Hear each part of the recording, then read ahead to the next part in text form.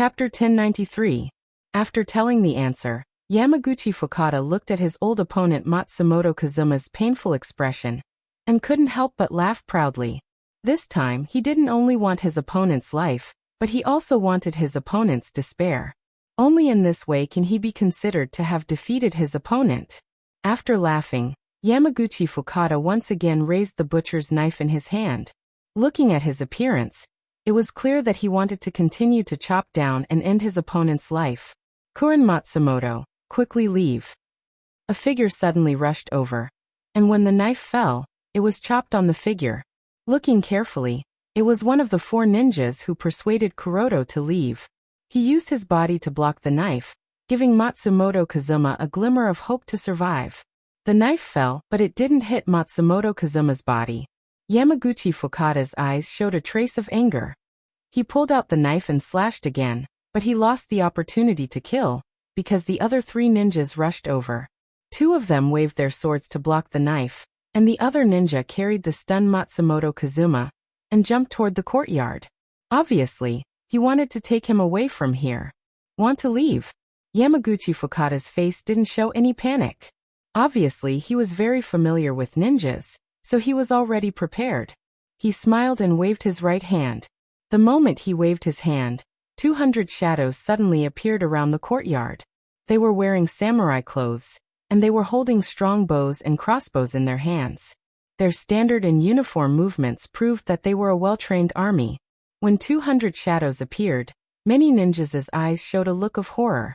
Some people couldn't help but shout, "My God, Divine Archery Battalion!" The Divine Archery Battalion was composed of the best archers in the Japanese army. They not only have nearly 100% accuracy in archery, but also undergo strict physical training. According to the founder of this army, General Ashikaga Yoshimasa, this army must be able to use bows and arrows, and use swords to kill the enemy. The requirements were too harsh, so it has been established for a long time, but the number of people has not been very sufficient, only 500. It became a trump card in the hands of the general, and he won't act rashly. What Kuroto didn't expect is that this time, in order to deal with ninjas, he actually dispatched 200 people. It seems that this time Kuroto is really angry, and he wants to destroy this ninja unit that he used to be proud of. When he saw that it was the Divine Archery Battalion, Matsumoto Kazuma, who had a knife in his stomach, stopped the idea of continuing to escape. Originally, he was injured, and it was difficult for him to move, so the chance of escaping was very slim. Now there were fully prepared divine archers on the periphery. Doesn't this mean that the inescapable net has been set up? And even if he wanted to escape, there would be no chance for him to escape. Instead of being killed while escaping, it was better to stay and fight, and die together with his brothers. At least he can gain a reputation for loyalty. Matsumoto Kazuma pulled back his hand and said to the jonin who was helping him to leave, "Forget it, there is no chance. It is better to fight with all our strength, and kill a few more people is equivalent to revenge for our brothers." The jonin didn't speak. At this moment, he didn't know what to say. Yes, since the Divine Archery Battalion has appeared, how can there be a chance for them to escape? Since he was going to die, he might as well go all out before he died. One was an injured special ninja, and the other was a jonin. The 2 were holding ninja swords back to back. They relied on each other, but at the same time, they also turned their backs to each other. They were ready to kill the enemy at any time. Matsumoto Kazuma stopped running, and Yamaguchi Fukada laughed proudly. Is this old opponent finally going to accept his fate? Does he really think that death will be so easy? No. He wants to watch this old opponent die step by step. Even if he dies, he won't let this old enemy die easily. Yamaguchi Fukada, who was laughing, showed a gloomy look on his face. After that, he made a gesture, and most of the 200 soldiers of the Divine Archery Battalion adjusted the angle and target of their arrows, leaving only 20 people to stare at Matsumoto Kazuma. Matsumoto Kazuma saw the excitement of the soldiers of the Divine Archery Battalion, and he had a bad feeling, so he exclaimed loudly, "No, don't." As if to confirm his guess, as soon as his shout fell, hundreds of arrows broke through the air and shot toward those ninjas who were desperately resisting in the courtyard. Originally, they were in a disadvantageous position. after being attacked suddenly and being schemed by Yamaguchi Fukada. The number of ninjas has sharply decreased, and only 1/3 of their strength was left. The arrival of this wave of arrows accelerated the process of their death. Especially in front of them, there were samurai who were entangled with them, so they couldn't do anything to dodge. Many ninjas were killed by the arrows. The archers of the Divine Archery Battalion were worthy of their title. Every arrow was shot with a very clear target, and they could bypass the samurai and hit the ninjas. They were either killed by an arrow in a vital part of their body or pierced into their arms or legs, reducing their mobility and agility.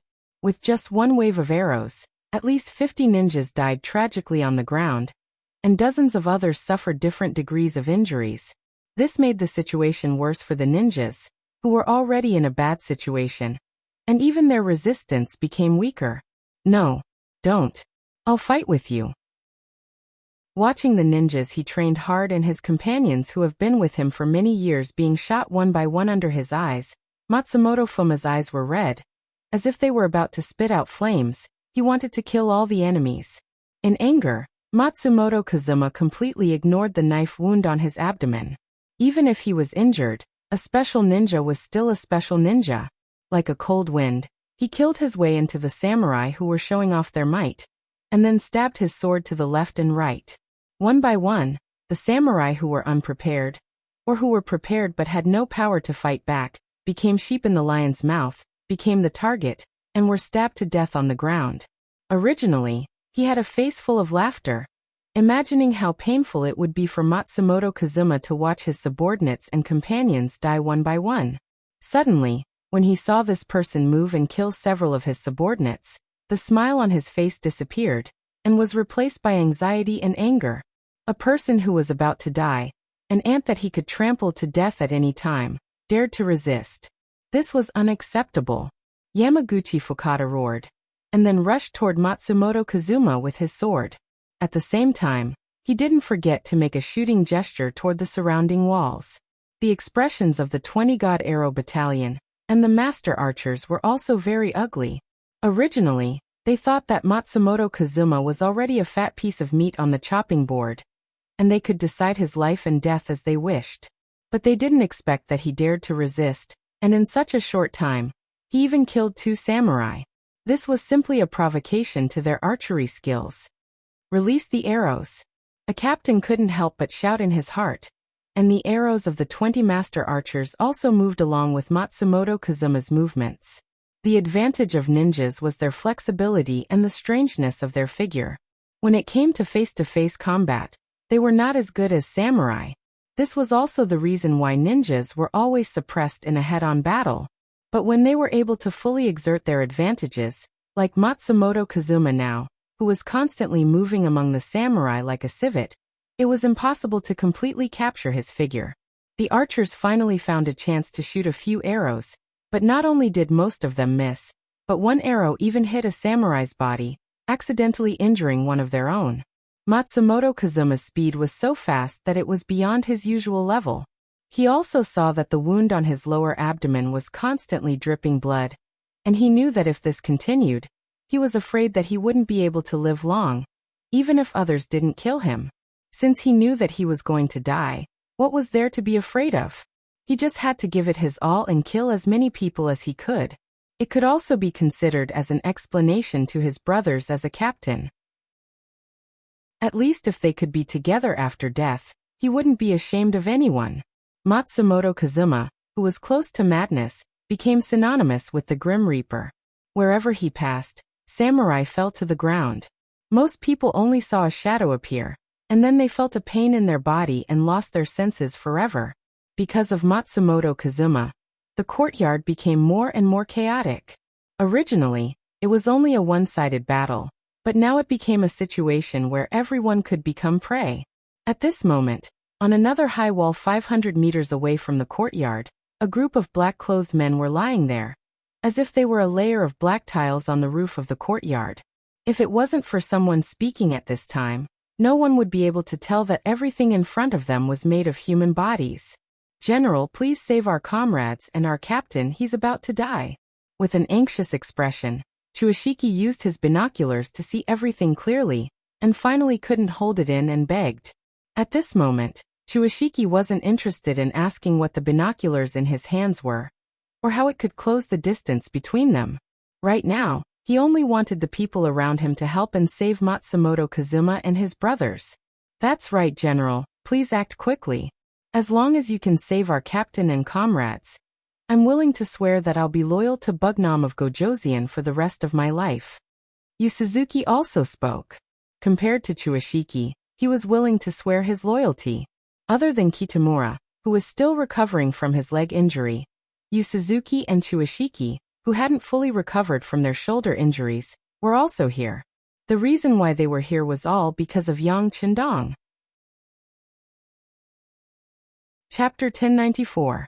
The ambush at the foot of the mountain not only failed to kill Yang Chendong, but even Longwei, who was beside him, was not killed. Only 2 of them were slightly injured. In exchange, 2 of the special ninjas were injured and 1 was captured. In the end, all 3 of them were captured alive. After the 3 of them were captured, Yang Chendong first handed them over to Beta Persei. He believed that with the interrogation and torture methods he and Beta Persei had learned, it wouldn't take long for the 3 of them to suffer a fate worse than death. They would forever regret the moment when they had the idea to attack him. But things were always unexpected. Princess Junko suddenly came to his door. After there was no one else in the tent, she knelt on the ground in front of Yang Chendong's puzzled eyes. She knelt in front of her husband. "Madam, why are you doing this?" Yang Chendong's eyes flashed with doubts. He thought that he knew this student whom he had known for several years very well, but at this moment, he was also stunned by Junko's sudden action. "King." After hearing Yang Chendong's unique name, Junko slowly raised her head. "King Junko begs you, don't kill those 3 people.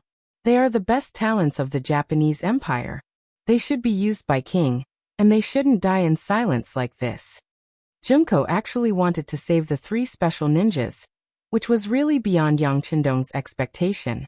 As far as he knew, when the emperor was still in power, these special ninjas gave him a lot of problems, and he didn't even know how many times they had opposed him. They were supposed to be enemies, so why would she plead for mercy for the other party? Yang Chendong's doubts were seen by Junko, and she actually smiled and said, "King, Junko really hates them. But it's even more clear that they are just following orders. Junko's real enemy is Ashikaga Yoshimasa. In order to achieve this goal, other people can be used and cooperated with." She even said something like making use of him. It can be seen that she was indeed standing on Yang Chendong's side, and she even forgot her identity as the princess of the Japanese Empire. These days, with Junko's understanding of the 5-star army gradually deepened, especially after seeing the bravery of the 1st Cavalry Division. Although she was unwilling, she had to make a judgment. The 5-star army was too strong. It was so strong that the disordered Japanese Empire couldn't stop it. If the Japanese Empire was truly unified in the hands of her father, with a strong military base, she would still fight against him. But now, the Neon people's minds were in chaos, and there was constant fighting among the higher-ups. More than half of their strength had been consumed, and now Neon was more fragile than ever. In the face of the powerful 5-star army, defeat was certain. It was just a matter of time. The result was already decided. Junko was a smart person. Since she was a little emperor, she had never done anything that went against the heavens. What she thought about was how to maximize the benefits, how to turn all the disadvantages into advantages. Even if she knew that the rise of the 5-star army was inevitable, how to preserve the strength of the Japanese Empire became something she must consider. Although she didn't dare to have extravagant hopes of reviving her country, she didn't dare to imagine that even if Yang Chendong had become her man. As a person who was born in a country where women's rights weren't valued, she had such thoughts and awareness since she was a child. It didn't matter if she couldn't revive her country. She didn't dare to force it. What she wanted was to leave more seeds for the Japanese Empire. Leave more marks. At least, when people talked about it, the future generations would know that there was a Japanese Empire in the past, and that was enough. To achieve this goal, the spread of ninjas was undoubtedly the key. In a sense, when people talked about ninjas, they would naturally mention the Japanese Empire, and that was enough. In order to achieve this goal, The 3 special ninjas under the rock couldn't die. This was the reason why she came to see Yang Chendong, and she didn't hesitate to kneel down as soon as they met to achieve this goal. Junko opened her mouth to plead for mercy for the 3 special ninjas, which was somewhat beyond Yang Chendong's expectation. Confucius said that only villains and women were difficult to raise. One of the meanings was that women were often emotional creatures. Logic had little effect on them, and they were often more used to acting on their emotions. With this point in mind, Yang Chendong never thought that Junko would plead for mercy for any of Ashikaga Yoshimasa's subordinates. Even if the death of her father's family wasn't directly related to those people, there was always an indirect relationship. It would be good if she didn't come to beg him to kill all of them. How could she plead for mercy for them? Junko's abnormal behavior also attracted Yang Chendong's attention. He discovered that he had been underestimating this woman. She was really worthy of being born in the imperial family. Her behavior was really different from others. This move also successfully attracted Yang Chendong's attention. She was even willing to let go of her father's death. Such a woman really made people vigilant. Madam Hachi, what are you doing? Do you want to use them for yourself? Yang Chendong asked bluntly, without any probing. He directly spoke out his thoughts. When the words came out, Junko's face suddenly stiffened. She knew that her behavior was misunderstood. She also knew that once Yang Chendong had a bad opinion of her, she was afraid that she would never be happy. Even if it was for herself, she had to explain clearly. My king, I don't want to use them for myself. Since I gave you my body, I have paid all my feelings. I just want to be the 8th madam, and I don't have any thoughts or desires. If my king doesn't believe me, you can send someone to send me away now. I promise that I won't complain. Junko raised her head and looked at Yang Chendong with a very firm look, expressing her feelings. The two of them stared at each other in this way. At this moment, Yang Chendong seemed to be able to see Junko's heart through her eyes. This scene lasted for about 3 or 4 breaths of time. Finally, Yang Chendong took the lead to turn his head to the side. He didn't want to doubt Junko. He also liked this lovely but ill-fated girl. Whether it was out of pity or affection, he didn't want to give up on her so easily. Therefore, he didn't want to guess her real thoughts. Well, I believe you for the time being. Then tell me if you don't want to take them for your own use. What are you trying to do? Yang Chendong asked. Facing this question, Junko was determined to be honest. She knew that there weren't many chances for her to explain. If she didn't seize this opportunity, she was afraid that she wouldn't have another chance to explain everything and tell her thoughts. My king, Junko knows that this time, the Japanese Empire is doomed. Perhaps it won't be long before the Japanese Empire becomes a province under the 5-star army. Speaking of this, the corner of Junko's mouth couldn't help but twitch slightly.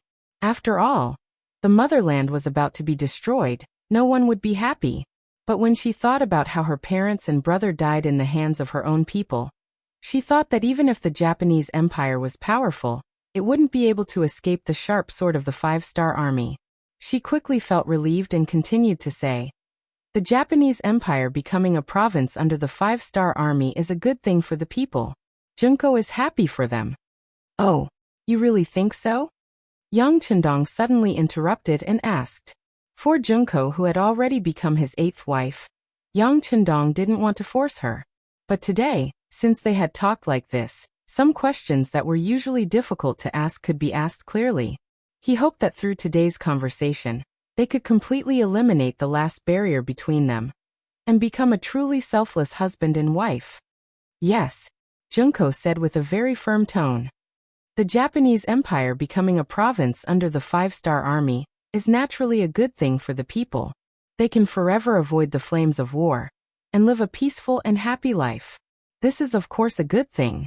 It's a good thing for the people, but for the higher-ups of the Japanese Empire, it's not necessarily a good thing. Yang Chendong said again. At the same time, he stared closely at Junko, wanting to see her true thoughts. That's right, it's not a good thing for the higher-ups. But the royal family has been destroyed, and for Junko, there are no higher-ups. Now Junko is not a princess but a commoner, the 8th wife of the king, that's all. Since she wants to be a wife, why does she still care about the ninjas? Yang Chendong didn't believe Junko easily, especially this woman was a member of the royal family of the Japanese Empire. The shadow of the future was too big, and he didn't want the country that he worked so hard to build to be stolen by an outsider, even if that person was his wife. When it came to the main topic, Junko didn't have the slightest intention to hide, and took the initiative to explain. Junko just wants to leave a mark on the Japanese Empire, and at the same time, as a former princess, I want to do something for them. Besides, ninjas are a very strong force. In the past, when the emperor was still alive, he once said that ninjas have many branches, but because they can't unite together, they can't use their full strength. My king, if you want to conquer the world and create miracles in the end, wouldn't it be better to have as many strong helpers as possible? Since you can give a chance to the foreign cavalry on the grassland, why can't you give a chance to the ninjas? Junko said all the words in the bottom of her heart, and then looked at Yang Chendong intently. The look in her eyes was very strong. It was obvious that she hoped that Yang Chendong would agree, so that she could do something for the Japanese Empire, and live up to her identity as a princess. Even if one day, she went to the ground to see her father, she would have something to explain. Yang Chendong didn't answer immediately, but constantly analyzed the pros and cons in his heart. No one knew better than Yang Chendong what the Japanese Empire's people were like. When you were strong, they would kneel down and lick your boots. When you were weak, they would find all kinds of excuses to bully you.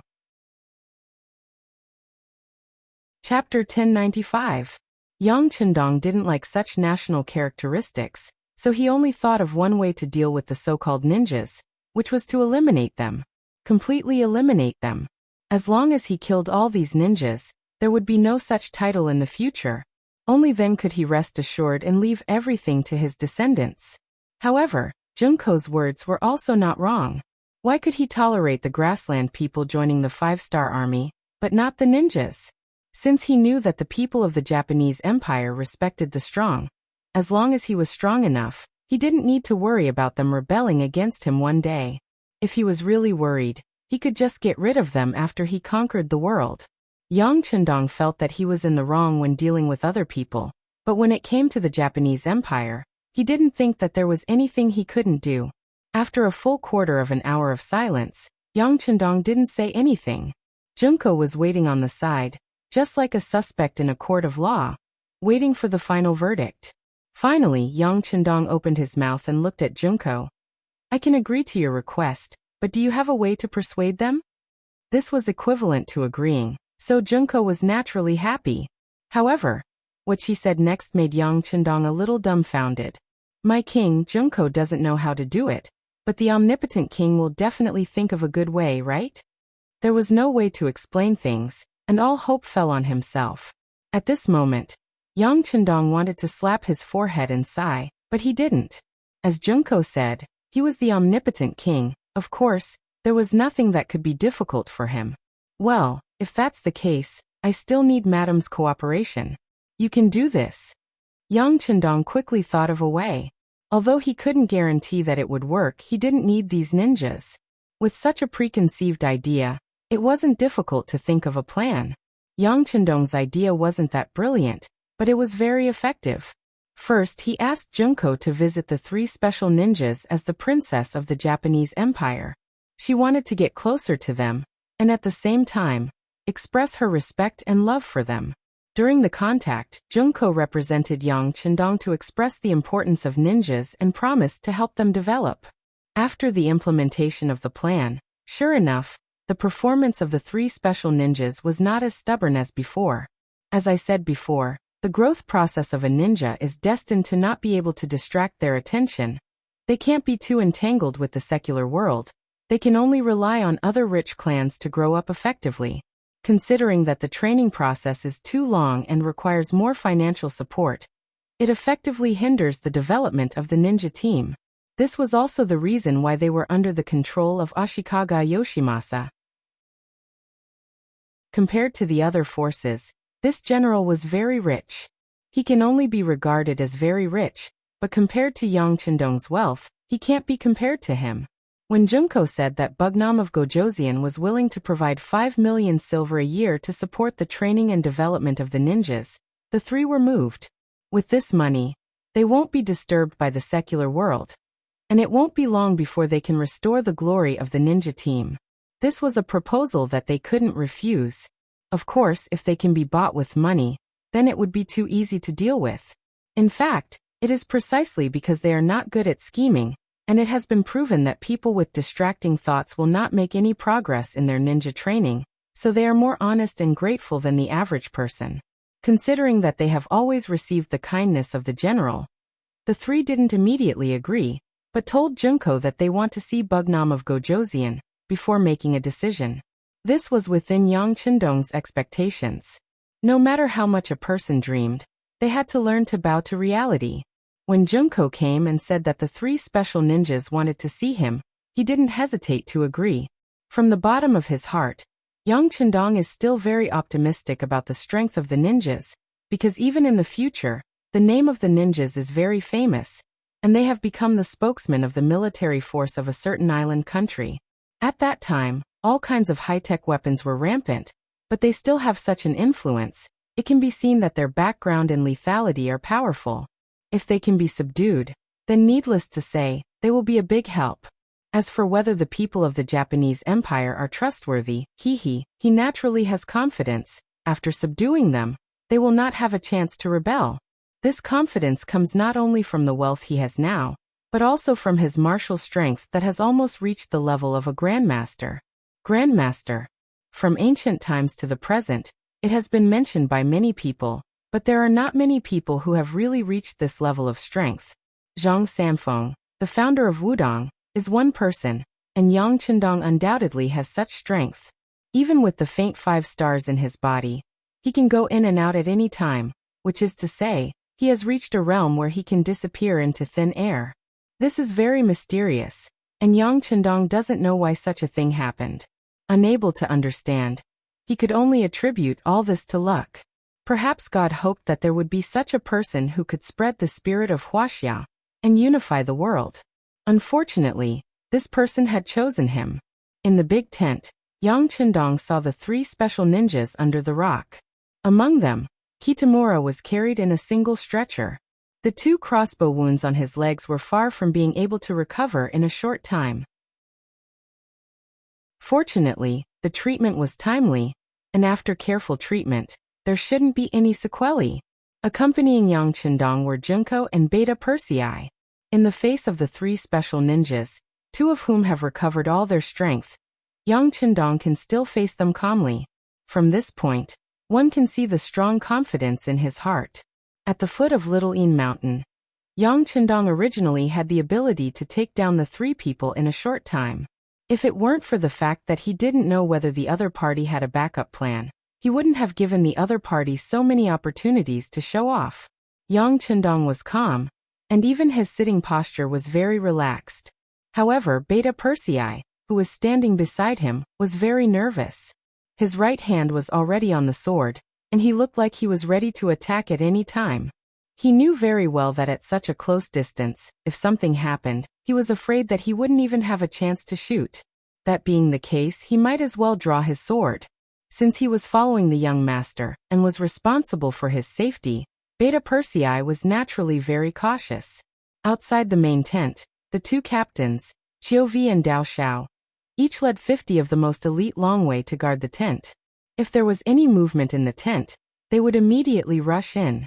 In this way, Beta Persei's nervousness and Yang Chendong's relaxation formed a sharp contrast.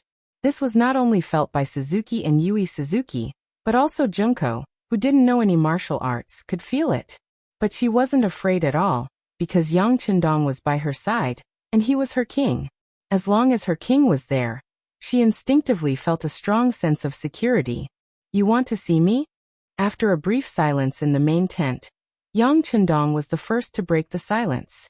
Yang Chendong spoke in fluent Japanese, which saved Junko the trouble of translating, and he could clearly express his attitude through his tone. "Yes, we want to talk to Bugnam of Gojoseon." Suzuki took on the role of the main negotiator. Speaking of which, his language skills weren't that great, but compared to Yui Suzuki, who was even more taciturn, he was much better. "Then let's talk. Tell me your conditions and requests." Yang Chendong nodded lightly and said casually. But in fact he was the one who took the initiative in the conversation. Yang Chendong intentionally gave the other party a chance to speak, and even put on a serious expression. Finally, after nearly an hour, the two sides finally reached an agreement under Yang Chendong's control. This content was also proposed by Yang Chendong. According to Suzuki's idea, they could join the 5-star army and complete some assassination missions that couldn't be exposed. But at the same time, they also put forward a request, which was the amount of rewards they could get for completing a mission, and how much training money Yang Chendong would give them every year. Regarding this, Yang Chendong directly shook his head and rejected. He didn't want a cooperative relationship, but a pure relationship of superior and subordinate.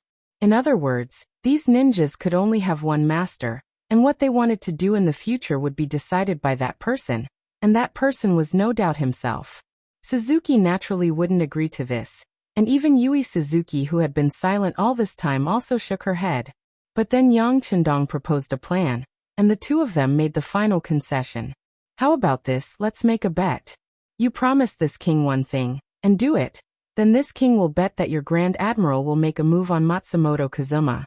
If he doesn't, then not only will I give you 5 million silver, I will also send you safely away, and we will be even. Of course, if you lose, I will still give you the 5 million silver, but from then on, you must treat me as your master, and listen to my orders. How about it? Yang Chendong smiled as he gave a suggestion. When he finished, Suzuki and Yui Suzuki's eyes widened. It was just a bet, and no matter who won or lost, they would still get 5 million silver. That was 5 million silver, and once they got it, it would be enough to support their development for several years. And the ninja team would also welcome a brand new change, and a huge expansion. This kind of bet, as long as one wasn't an idiot, they wouldn't refuse. Okay, we agree. Just by looking at each other, Yui Suzuki could tell that Yui Suzuki was just as tempted as he was, so he agreed on behalf of both of them. Chapter 1096. Just like that, the bet was made. Yang Chendong also told them what he wanted them to do, which was to publicly announce that their assassination attempt on Yang Chendong was ordered by the great general Ashikaga Yoshimasa, and announce it to the entire Japanese empire. Just this? Tuashiki asked in disbelief. Yes. Yang Chendong gave a very certain answer. Originally, the three of them came to assassinate Yang Chendong because of the great general's order, and they didn't feel that there was anything wrong with it. Furthermore, they were all enemies, so wasn't it normal for them to try to kill each other? They were just telling the truth, so it wasn't a big deal. Therefore, they would be able to get 5 million in funding for the development of the ninjas. No matter how they looked at it, it was a profit. Tuashiki and Yui Suzuki didn't have any reason to refuse, so they agreed immediately. Seeing the two of them agree so quickly, Yang Chendong couldn't help but smirk. He knew that he wasn't far from conquering this powerful ninja force, because he knew what kind of consequences would come after this matter was announced to the world. Ashikaga Yoshimasa wasn't just a simple martial artist, he was also a political strategist. Even if some things were true, they couldn't be publicly announced. On this point, Yang Chendong and Ashikaga Yoshimasa had the same idea. Tuashiki and Yui Suzuki, on the other hand, were too naive, and they would eventually take the initiative to become Yang Chendong's subordinates. The facts also proved that Yang Chendong's idea was correct. When Chushi and Yui Suzuki suddenly appeared in public, and pointed out the fact that they were ordered by the great general to assassinate Emperor Wu Nan of the Ming Dynasty. Unfortunately, they didn't succeed.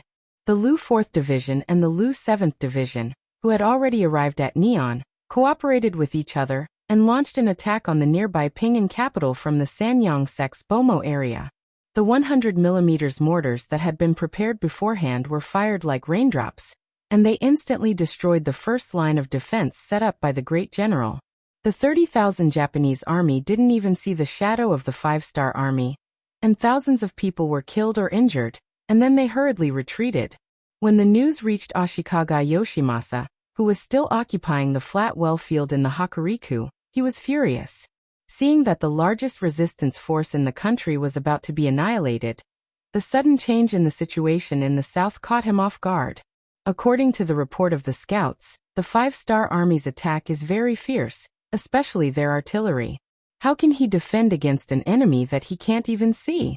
Under this situation, not only will the 50,000 Japanese Empire's garrison not be able to stop the 5-star army's attack, but the Japanese Empire's capital, Ping and Beijing, will also be lost. And all of this was caused by the words of the ninja, which directly tore up the agreement between the two sides. At this moment, the great general hated the ninja to the core. At this time, the samurai captain Yamaguchi Fukada stood up and said that the ninja should be taught a lesson and let others know what the consequences of betraying the great general are. Regarding this, Ashikaga Yoshimasa also nodded in agreement. He also needed a way to vent his anger, and Matsumoto Kazuma was undoubtedly the vent. That's why Yamaguchi Fukada appeared in the ninja compound with 200 elite samurai and Matsumoto Fuma. That's why the ninjas resisted and Matsumoto Fuma went all out. Yang Chendong had long expected that Ashikaga Yoshimasa wouldn't tolerate the betrayal of his subordinates, so he arranged for Taihu and Baizua, the two captains of Wolf Fang and Ghost Shadow, to sneak into Ping and Beijing to rescue Matsumoto Kazuma. According to the information obtained from the intelligence department, Matsumoto Kazuma was different from the 3 special ninjas under the rock. This person had some tricks up his sleeve. If this kind of person was used well, it would naturally save a lot of effort, but if it wasn't used well, he would become a poisonous snake that could bite at any time. Then how to subdue Matsumoto Kazuma would require some brains. At least it wouldn't be as simple as dealing with the 3 special ninjas under the rock. This was the reason why Taihu and Baizua didn't immediately act when they saw the samurai make a move. These 2 captains weren't in a hurry because they had already received orders from the 6th young master. However, Suzuki and Hayashikaga couldn't do it. Seeing their commander Matsumoto Kazuma fighting with his life on the line and bleeding profusely, they couldn't bear it and kept begging Taihu and Hayashikaga. They even swore an oath to be loyal to Bugnam of Gojoseon for generations. Whether it was Suzuki or Hayashikaga, they didn't expect that they would lose the bet. The assassination was originally the Supreme General's order, and they were just executing it. In any case, they were already enemies, so it wasn't a big deal to tell the truth. They really didn't think that Ashikaga Yoshimasa would make a move on Matsumoto Kazuma because of this. Isn't this kind of internal strife destroying one's own strength and raising the prestige of others? But regardless of whether they could think it through or not, it really happened. Now they didn't have time to think too much, they just wanted to save Matsumoto Kazuma and save more ninjas. Matsumoto Kazuma was already an arrow at the end of its flight, and he was fighting with all his life's potential. Taihu and Baizua naturally saw this scene clearly. After hearing Hayashikaga's words of loyalty, and thinking that they had completed the 6th young master's mission, they finally decided to stop watching and make a move. After all, they still have a mission to save Matsumoto Kazuma and more ninjas, otherwise if they die, the meaning of their presence here will be a lot smaller. Sniper, aim at the target and prepare to shoot. Langya, prepare to engage the enemy in close combat, and at the same time prepare the medicine. The 2 captains prepared to shoot at the same time. In the courtyard, Matsumoto Kazuma was still desperately trying to stab with his sword, because the wound on his abdomen was bleeding a lot. He knew that he was going to die here today. Knowing that he was going to die, he wasn't so afraid. He just wanted to kill a few more people before he died, and it can be regarded as revenge for his brothers. Yamaguchi Fukada was watching from the side. He didn't choose to fight with Matsumoto Kazuma. In his view, a dying man is still likely to have great potential. What he needs to do is to wait for the other side to continue to consume his strength, and when he completely has no power to resist, he will kill him to show his strength.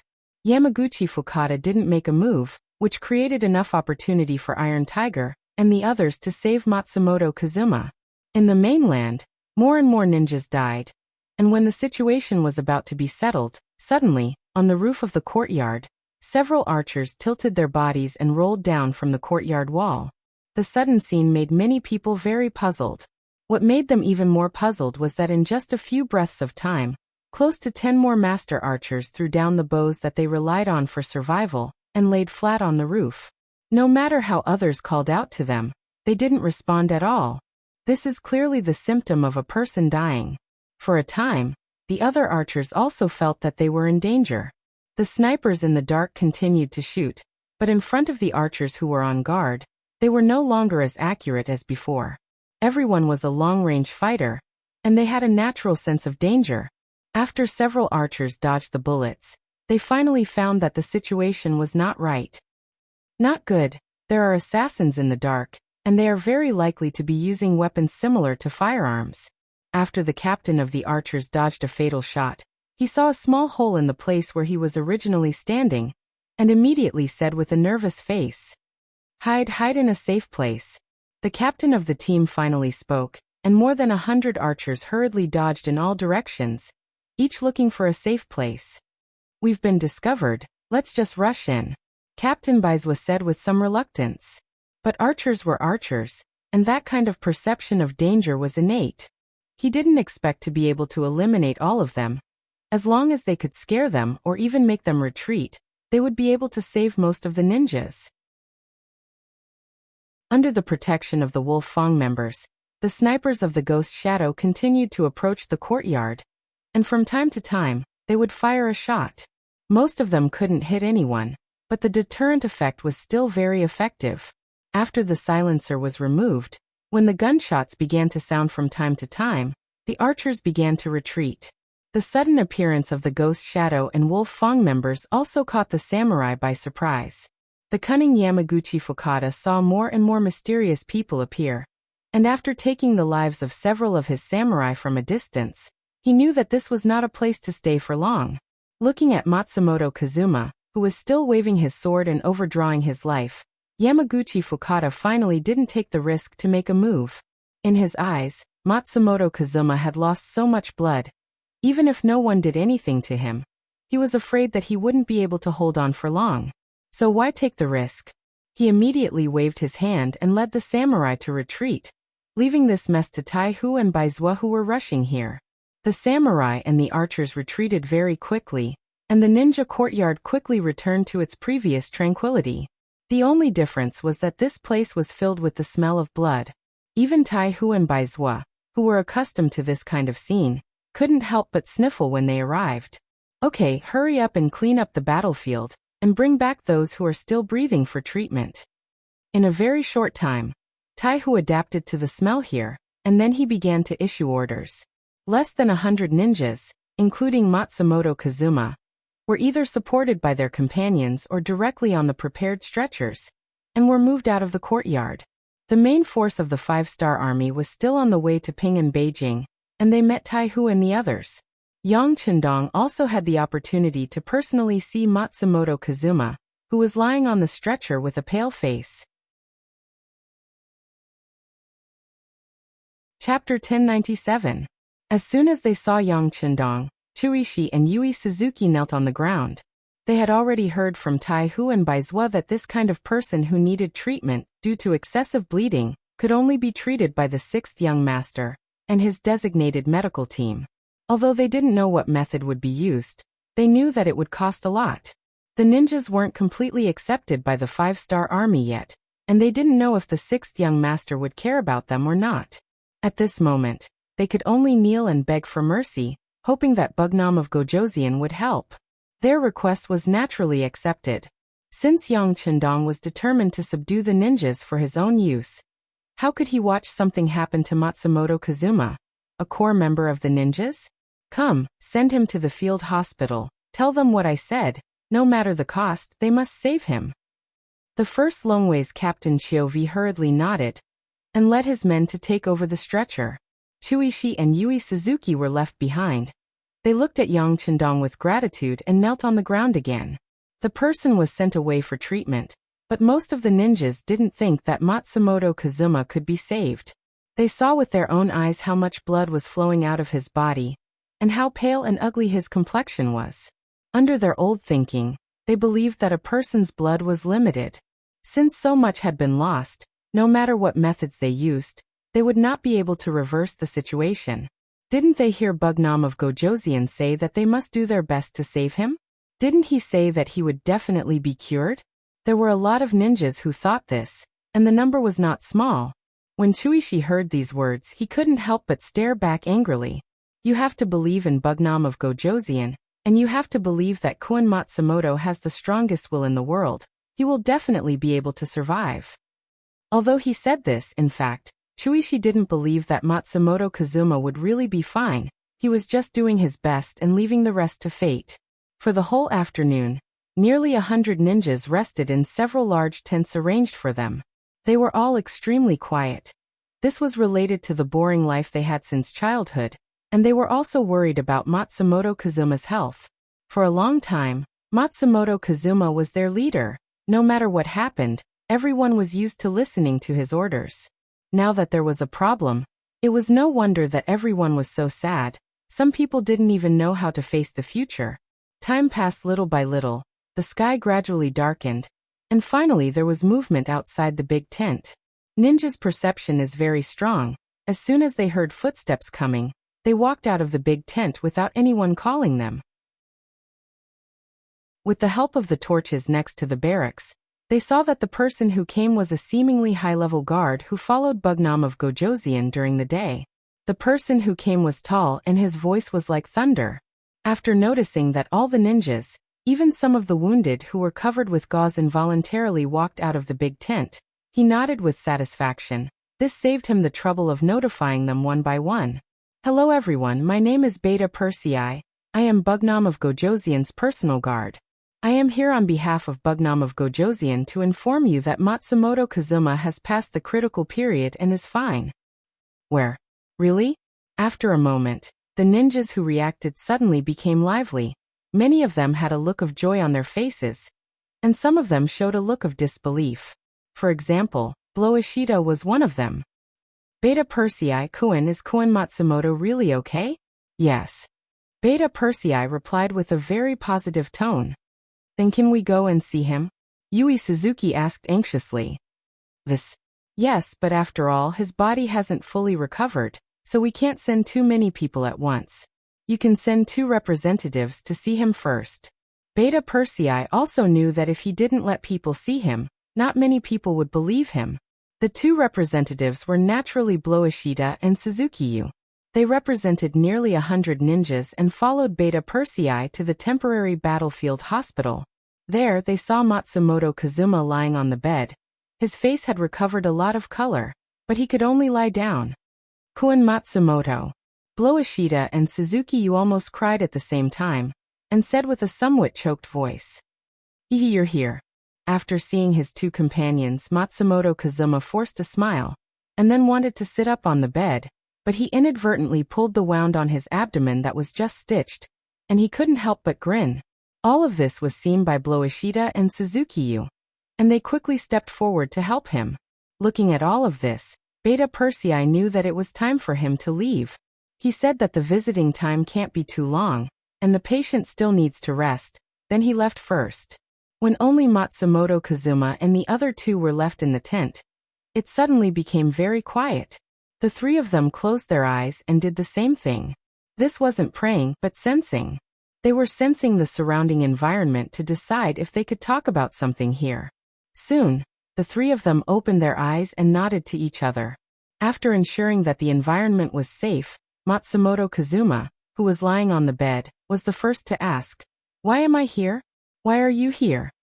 Because of the lag in the news, Matsumoto Kazuma still didn't know that the 3 of them failed their mission, and were captured by Yang Qindong, and were used as an excuse to deal with the Supreme Generalissimo. Right now, Matsumoto Kazuma's mind was still stuck in the scene where he fought with the samurai. Koen Matsumoto, the situation is like this. Bloishida, who was quite eloquent, told him how the 3 of them failed their mission and were captured, and how they reached an agreement with Yang Qindong. Finally, they went to the ninja compound with the elites of the 5-star army to rescue the 3 of them. Matsumoto Kazuma listened carefully at first, but when he heard that the 3 of them were captured, he was surprised. When he heard that he reached an agreement with Bugnam of Gojoseon, he was worried that they would be used. After hearing everything, he finally understood why the Supreme Generalissimo sent Yamaguchi Fukada to attack him with elite samurai and 200 sharpshooters. Matsumoto Kazuma was in charge of the external affairs of the ninja compound, so his understanding of the human heart was much better than Bloashita and Yui Suzuki. Yang Chendong's bet was a conspiracy in his eyes, and it was proven that all of this was beneficial to the development of the five-star army. Obviously, Matsumoto Kazuma knew everything, but he couldn't say anything. Blame them? He didn't kill the captives, but he respected them and gave them a chance to choose. That was already very benevolent. At least from Matsumoto Kazuma's point of view, if he was in their shoes, he wouldn't let the person who tried to assassinate him live. Also, Yang Chendong only made a simple plan, and the one who really fell for it was the Supreme Generalissimo. If he didn't think of himself as a cautious person, if he trusted him a little more, this kind of fratricide wouldn't have happened. From this matter, it can be seen that everyone didn't trust each other. Under such a foundation, even if the fratricide didn't happen today, it might happen in the future. Sigh. With a long sigh, Matsumoto Kazuma knew that he lost, and lost completely. Now that the other party saved his life and gave him a new lease of life, he didn't seem to have any choice in the future. One was his old boss, who wanted to kill him. The other was his new boss, who not only saved his life, but also gave him a place to live and a new hope. What choice to make, he should know how to make a decision. But before that, he still hoped to know more about Bugnam of Gojoseon, so that he can get more benefits for himself in the future. Bloashita Suzuki-kun. You've all seen Bugnam of Gojoseon. Tell me about your impression and understanding of him. In the main tent 2 miles away, Beta Persei stood in front of Yang Chendong and handed over the task. Then he asked with a puzzled look, "Young master, why don't you let me stay and listen to what they say? I'm sure I won't be discovered by them." "Oh, do you think that ninja's perception is just for show? I can guarantee that before you get close to the big tent, you will be discovered," Yang Chendong said with a smile. Ninjas are best at sneaky assassinations. The feeling that they can appear at any time is very annoying, making people unable to guard against them. The reason is their perception of the environment. It is precisely because of this instinct that they can avoid all kinds of warnings and appear next to the target without making a sound. Being looked down upon by the young master, Beta Persei was a little unconvinced. "Young master, so we just let them be? What if they don't abide by the rules and don't do it according to the bet and want to leave or assassinate you again?" "They won't." Yang Chendong's answer was firm. "In this world, I'm afraid that there are few people who know more about the ninja industry than him. It is precisely because they do what they say, because of this simplicity, that they can persist in training in a boring environment, and thus become a terrifying existence. On the contrary, if they have other ideas in their hearts and there are too many conspiracy elements, then they won't have their current achievements." Because of this understanding, Yang Chendong believes that the date of his conversation with Matsumoto Kazuma is not far away. Early the next morning, as soon as Yang Chendong had breakfast, Captain Chiovi came to the main tent and reported to him that Matsumoto Kazuma wanted to meet. "Is it that urgent?" Yang Chendong smiled after listening, then said to Chiovi, "Let's go, accompany me to patrol inside and outside the barracks." Chapter 1098. Yang Chendong wanted to see Matsumoto Kazuma, but he couldn't be in a hurry. "I can't just go and see you when you want to see me. Wouldn't that be too tasteless?" He was now the great Ming Prince. How high was his status? How could anyone see him just because they wanted to? Besides, at this time, the appropriate control will also play a positive role in conquering the ninja team, so why not? Yang Chendong was not in a hurry, but the one who was anxious was Matsumoto Kazuma. Seeing that it was already noon, and he had even finished eating lunch, but he still didn't see Yang Chendong's figure, he became somewhat anxious. Originally, he was anxious to see Yang Chendong because he wanted to express his attitude. That was, he was willing to accept his loss. Even if he wasn't present when the bet was made, he was still willing to accept everything. But as compensation, he also had to put forward some conditions to fight for more benefits for the ninja team.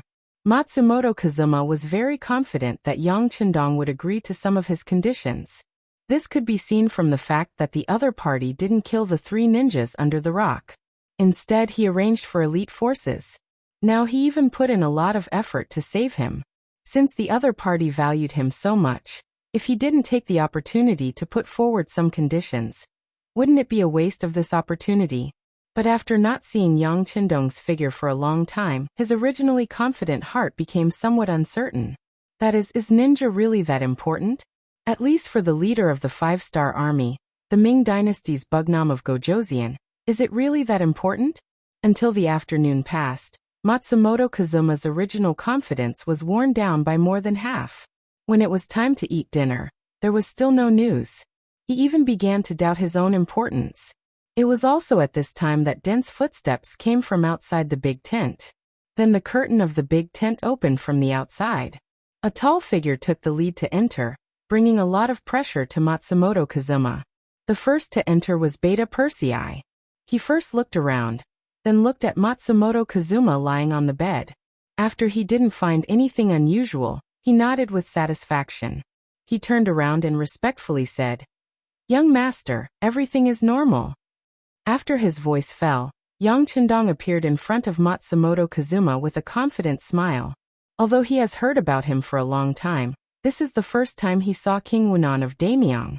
Matsumoto Kazuma carefully observed the other party, and found that the other party has a trace of a superior aura. The most important thing is that the confidence in his body seems to be able to infect others, giving people a sense of omnipotence. "Matsumoto, don't you know how to kneel when you see Bugnam of Gojoseon?" Beta Persei noticed that this person only stared at the young master at this moment, and didn't do anything else. He suddenly shouted angrily, and this shout also pulled the other party's thoughts back to reality. "Matsumoto Kazuma greets Bugnam of Gojoseon." As he spoke, he wanted to get out of bed and salute. "Forget it, you still have injuries on your body, just sit and talk." Yang Qindong casually waved his arm, but it was this movement that seemed to have some kind of magical power, making Matsumoto Kazuma, who wanted to get up, stop and involuntarily say, "Thank you." "You don't have to thank me. I saved you because I don't want to see a talent fall. Also, this king's time is limited. I only have the time for an incense stick to burn to listen to you. I have other military affairs to attend to in a while." Yang Qindong sat down in front of the chair that Beta Persei had brought over. Xiao Vi behind him also took out an incense stick, lit it and stuck it in the ground, using facts to tell some people that they really only had the time for an incense stick to burn. Such anxiety and such an attitude. For a moment, Matsumoto Kazuma, who had a stomach full of words, suddenly didn't know what to say. He wanted to say too much, and it was far from being able to express clearly in an incense stick's time. Otherwise, he wouldn't be able to play a very important role. If he can't explain his importance, then how can he make conditions? After waiting for a whole day, Matsumoto Kazuma really thought that Yang Qindong was very busy. If he missed today's negotiation, who knows when the next negotiation will be? He and his ninjas can't just wait like this. "I have to give in." The facts made Matsumoto Kazuma quickly make a decision. Since time is limited, he can only seize the time to make demands. In order to reach an agreement in a limited time, he has to constantly give in and give up benefits. Bugnam of Gojoseon, Chuishiki-kun and Suzuki-kun said that you are willing to support the development and growth of our ninja training team, right? With a hint of probing tone, he said. Although this was originally a fact, he had seen many people who reneged on their debts. Not to mention that if Yang Qindong admitted it, then it would be a large expenditure of 5 million silver coins. That's right. Matsumoto Kazuma still wanted to probe, but Yang Qindong had already openly admitted it. After getting an accurate answer, Matsumoto Kazuma was very happy in his heart. Once there is an injection of 5 million silver coins, it is equivalent to having a great financial power. Whether it is high-intensity training or recruiting suitable seedlings, it will not be a problem. But just as this smile hung on his face, Yang Qindong also opened his mouth and said, "The promised 5 million silver coins will not be given to you all at once. In the beginning, I will give you 1 million silver coins, and then it will be paid in 5 batches within 3 years. During this period, if you complete the task given by this king, there will be additional rewards, but if the task is not completed well, or if you are disobedient, then your silver coins will be deducted. Do you agree?" This. He didn't expect there to be such an additional condition, but Chuishiki-kun didn't say anything before. After being stunned for a moment, Matsumoto Kazuma felt relieved. Now he was at the chopping block, and he was the meat on the chopping block. What should he do? Shouldn't it be up to him? At least he didn't deny the 5 million silver coins. This result already made him very satisfied. The time it takes for a stick of incense to burn quickly passed. Yang Chendong did as he said and got up to leave, leaving Matsumoto Kazuma alone on the bed. He was still thinking about what Yang Chendong had said. Arrange a suitable training ground, provide food and gold. Of course, the food will be converted into silver coins and deducted from the 5 million silver coins. In addition, when there is a task to be given, the ninja team must carry it out to the letter. If they succeed, there will be rewards, and if they fail, there will be punishment. All of this was different from what Matsumoto Kazuma had imagined. He wanted to fight for a year without missions to restore the ninja team's strength, but now it seems that he didn't have the opportunity to raise the conditions, and he didn't have the ability to do so. Fortunately, Yang Chendong did what he said. Before he left hundreds of banknotes, which added up to exactly 1 million silver coins. Holding these in his hands, Matsumoto Kazuma felt a sense of security in his heart. Yang Chendong put aside the matter of the ninja team. He had done what he should do, and the next development would depend on the ability of the other party. Now his main energy was focused on conquering Ping and Beijing. He wanted to take advantage of the time when Ashikaga Yoshimasa was focusing on conquering the Northern Land Road. Ping and Beijing was not only a simple region, it was also the capital of the Japanese Empire, and the political and economic center of the country. Of course, at this time, the Japanese Empire didn't have its own unique culture. Once this place was conquered, it would represent the orthodoxy in a way. In addition, Junko was the princess of the Japanese Empire. When the time came, there would be a lot of people responding to her call, and it would be much easier to deal with Ashikaga Yoshimasa. Ashikaga Yoshimasa, who was being thought of, did not look good. Standing in front of him was Yamaguchi Fukada, whose face was full of shame. This time he didn't complete the task well, and didn't bring back Matsumoto Kazuma's body. Afraid of being punished, he kept his head down after entering the room, and didn't dare to raise it again. Get out, 20 strokes of the cane. A cold voice came out of Ashikaga Yoshimasa's mouth. Yamaguchi Fukada breathed a sigh of relief in his heart, and turned to receive his punishment without saying a word. He knew the general's temper. If things went wrong, it was normal for him to be beheaded. This time, 20 strokes of the cane was the lowest punishment. This was not because Ashikaga Yoshimasa had a good temper, but because he was in need of manpower, especially since the ninja team could no longer be used, and the samurai team was abandoned. The number of cards in his hand would only decrease. Yamaguchi Fukada had already rolled out, but Yoshimasa's face still didn't look too good. Originally, he wanted to capture Matsumoto Fujina alive, or at least get his body, and then hand it over to the Pentastar army to get himself out of this matter. But now, it seemed that this trump card was gone. He slowly raised his head and fell on the other person in the room. Nin Shijuan. Without Matsumoto Kazuma, the negotiation won't be a big problem, right? Nin Shijuan was sitting in the room. When he learned that the 5-star army suddenly tore up the agreement and invaded Ping and Beijing, he urgently summoned this person, and wanted to reopen the negotiation and stabilize the 5-star army first. But who would have thought that the bargaining chip in his hand was gone? And all hope could only be placed on Nin Shijuan's silver tongue. Nin Shijuan, who was asked this question, frowned first. At this moment, he was a little angry in his heart. He had spent a lot of effort to suppress the 5-star army through negotiations. He had even paid the price of the entire Shanyang path for this. But now, everything was destroyed because of the general's actions. Since he was the one who destroyed the negotiation first, it was no wonder that the 5-star army suddenly attacked. Under the current situation, it was very difficult to stop the 5-star army. Ashikaga Yoshimasa did not immediately answer this question. He knew that Nin Shijuan had an idea, so he immediately said, Yamaguchi-kun just said that Matsumoto Kazuma lost too much blood, and I'm afraid that he is already dead. It shouldn't be too difficult to put all the blame on a dead person. Chapter 1099. Sigh. Ningshi Doxiu sighed in his heart. He knew that he couldn't avoid this anymore, so he finally said, "If Matsumoto Kazuma is really dead, then this matter can be discussed, but we still have to pay a price. If there are no benefits, then I'm afraid that the five-star army won't be able to negotiate." "They want benefits? Just give it to them." Ashikaga Yoshimasa became excited. Then he strode to the map on the side. After pondering for a moment, he pointed at the Shanin Road area and said, "Give this area to the five-star army. This kind of benefit should be able to stop their army from advancing." "What? Give the entire Shanin Road to them?" This time, it was Ningshi Doxia's turn to be shocked.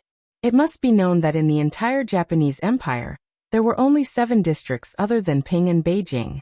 They already gave one to them before, and the five-star army took down another one. Now that they were giving another one, didn't that mean that they had already taken over half of the Japanese Empire's land? Looking at Ningshi Doxia's shocked expression, Ashikaga Yoshimasa smiled with satisfaction. This was the effect he wanted. Presumably, King Wunan of Daimyong would be as shocked as Ningshi Doxia was right now.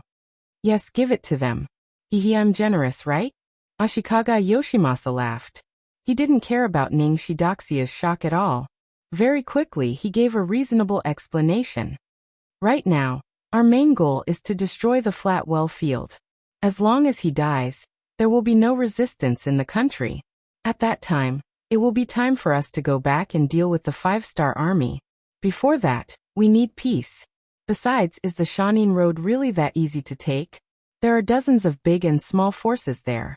There are more than 200,000 soldiers there than the five-star army. If they want to take it down, it won't be something that can be done overnight." Ningshi Duoshio finally understood what the great general meant.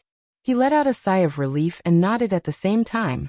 He was really afraid that the great general was afraid of the five-star army and wanted to give up all the benefits. Since he already had a plan, he only needed to execute it. With such a big dish like the Shanin path in front of him, he believed that no one would be able to resist the temptation. "All right. Please rest assured, great general.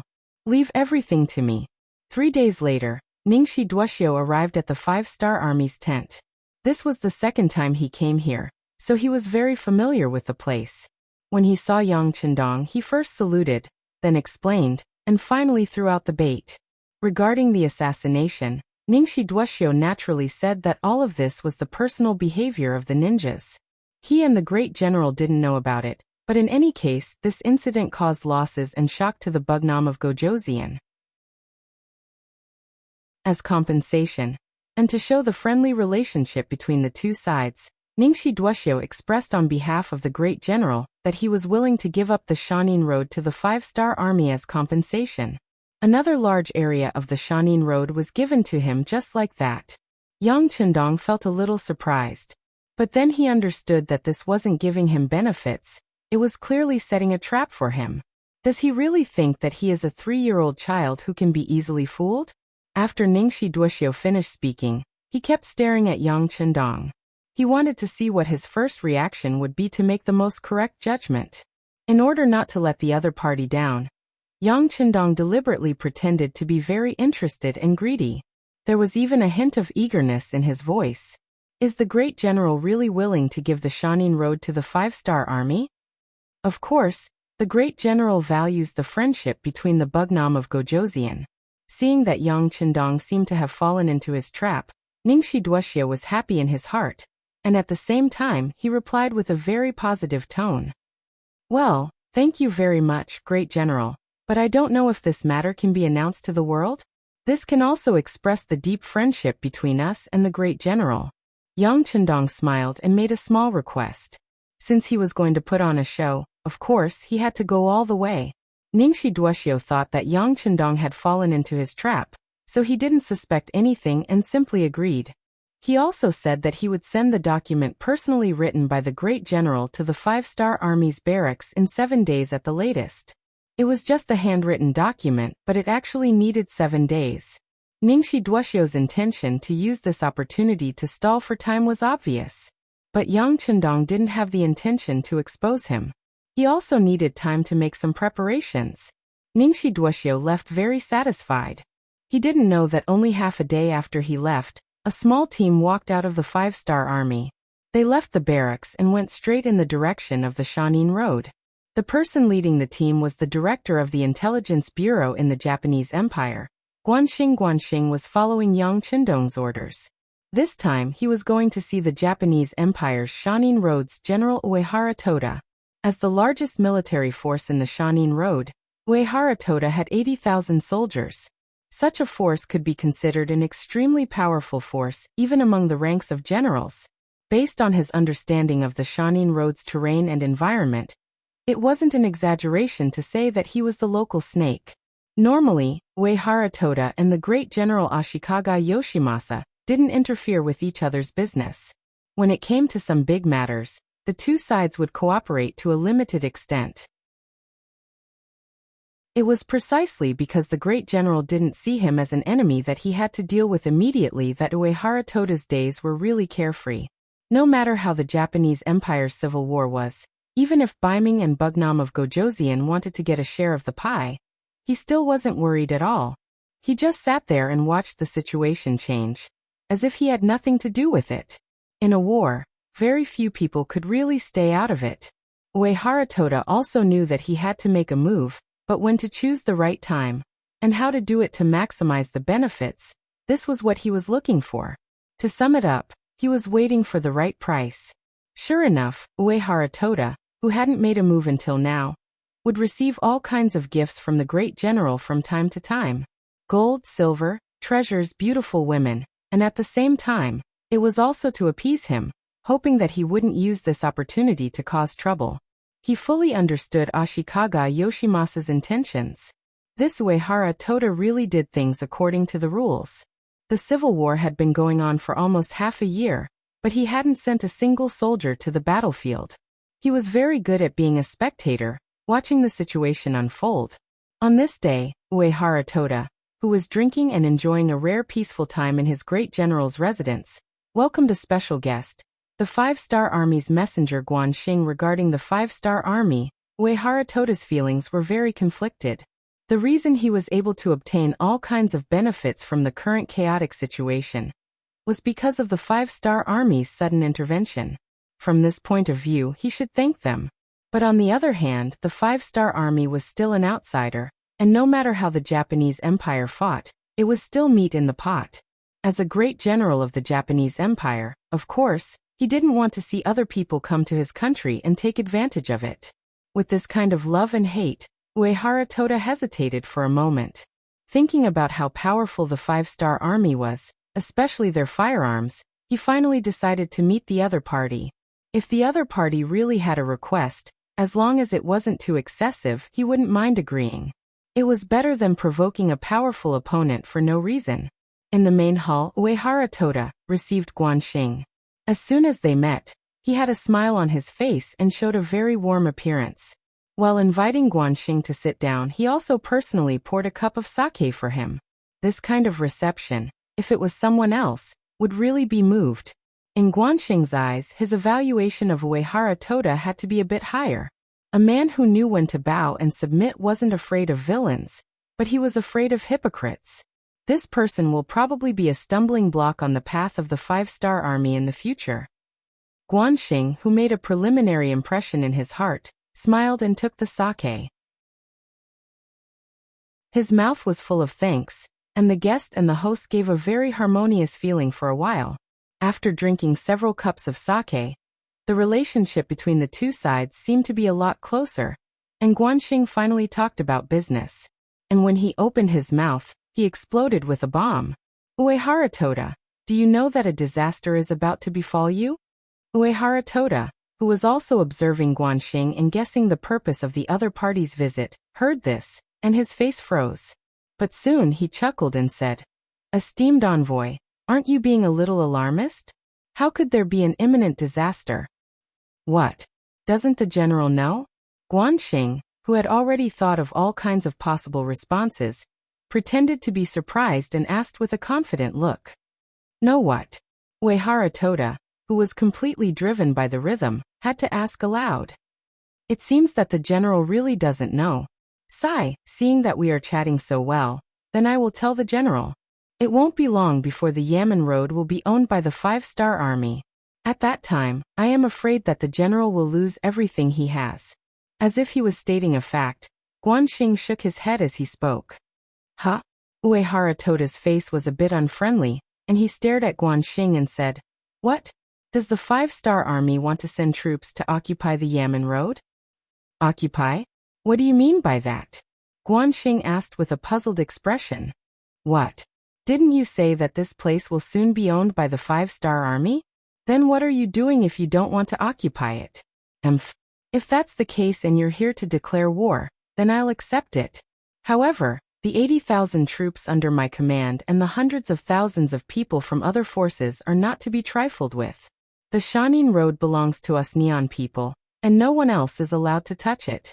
When he said the last sentence, Uehara Toda showed a domineering side, as if he was not afraid of war, nor was he afraid of the 5-star army. Uehara Toda's fearless performance was seen by Guanxing.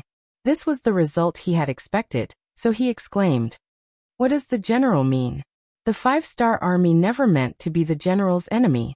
All of this is because the great General Ashikaga Yoshimasa promised our Bugnam of Gojoseon." Chapter 1100. Uehara Toda, who was about to continue to fight head-on and show his strong side to make the 5-star army fear him, suddenly heard Guanxing's words. He was stunned for a moment, then he said with a confused expression, "Wait, what did you say just now? You said that everything was the Grand General's idea?"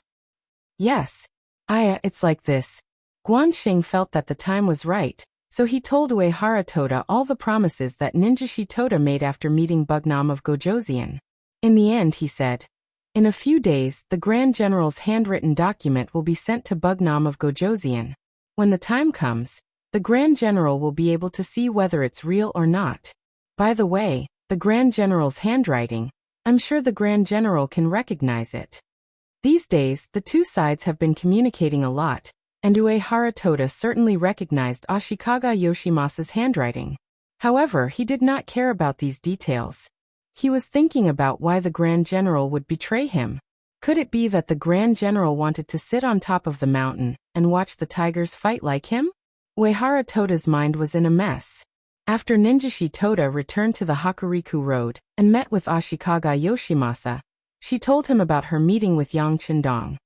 "Grand General, as you expected, Bugnam of Gojoseon was very tempted. This pie is really big. Ha ha." At this moment, Ashikaga Yoshimasa was in a very good mood.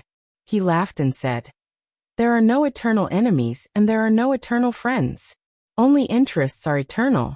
As long as Bugnam of Gojoseon is still a person, it's impossible for him not to be tempted. This is all within my expectations." Yes, the Grand General is mighty. Ninjashi Toda took the opportunity to flatter him. Good. You've done a good job. I'll reward you handsomely. However, there's one more thing I need you to do." Ashikaga Yoshimasa stopped laughing and spoke in a serious tone. "Please tell me, Grand General." Ninjashi Toda said with admiration. Ashikaga Yoshimasa said, "I'll write a letter. You can send it to the 5-star army's camp. At the same time, I'll also write a letter to Uehara Toda. I'll have to trouble you to make the trip personally." Ashikaga Yoshimasa was able to become the most powerful official in the Japanese Empire. He was even able to control the royal family. He was not only good at war, he was also good at scheming. Since the 5-star army had been ignited, the next step was to add fuel to the fire of the Japanese army in the Shanin Road. He didn't want the 5-star army to progress too smoothly. What he wanted to see was a scene where the two sides were entangled and mutually damaged. If he pointed the 5-star army's forces at the Shanin area and reminded Uehara Toda to be prepared, there was a high possibility that the 5-star army would be entangled in a battle. Once he dealt with the Flatwell Field, which was the biggest opposition to him, it would be time for him to turn around and work with Uehara Toda to deal with the 5-star army. To deal with foreign aggression, he must first deal with internal problems. This was also Ashikaga Yoshimasa's idea.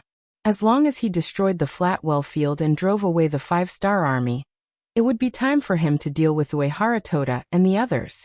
At that time he would become the emperor of the Japanese Empire.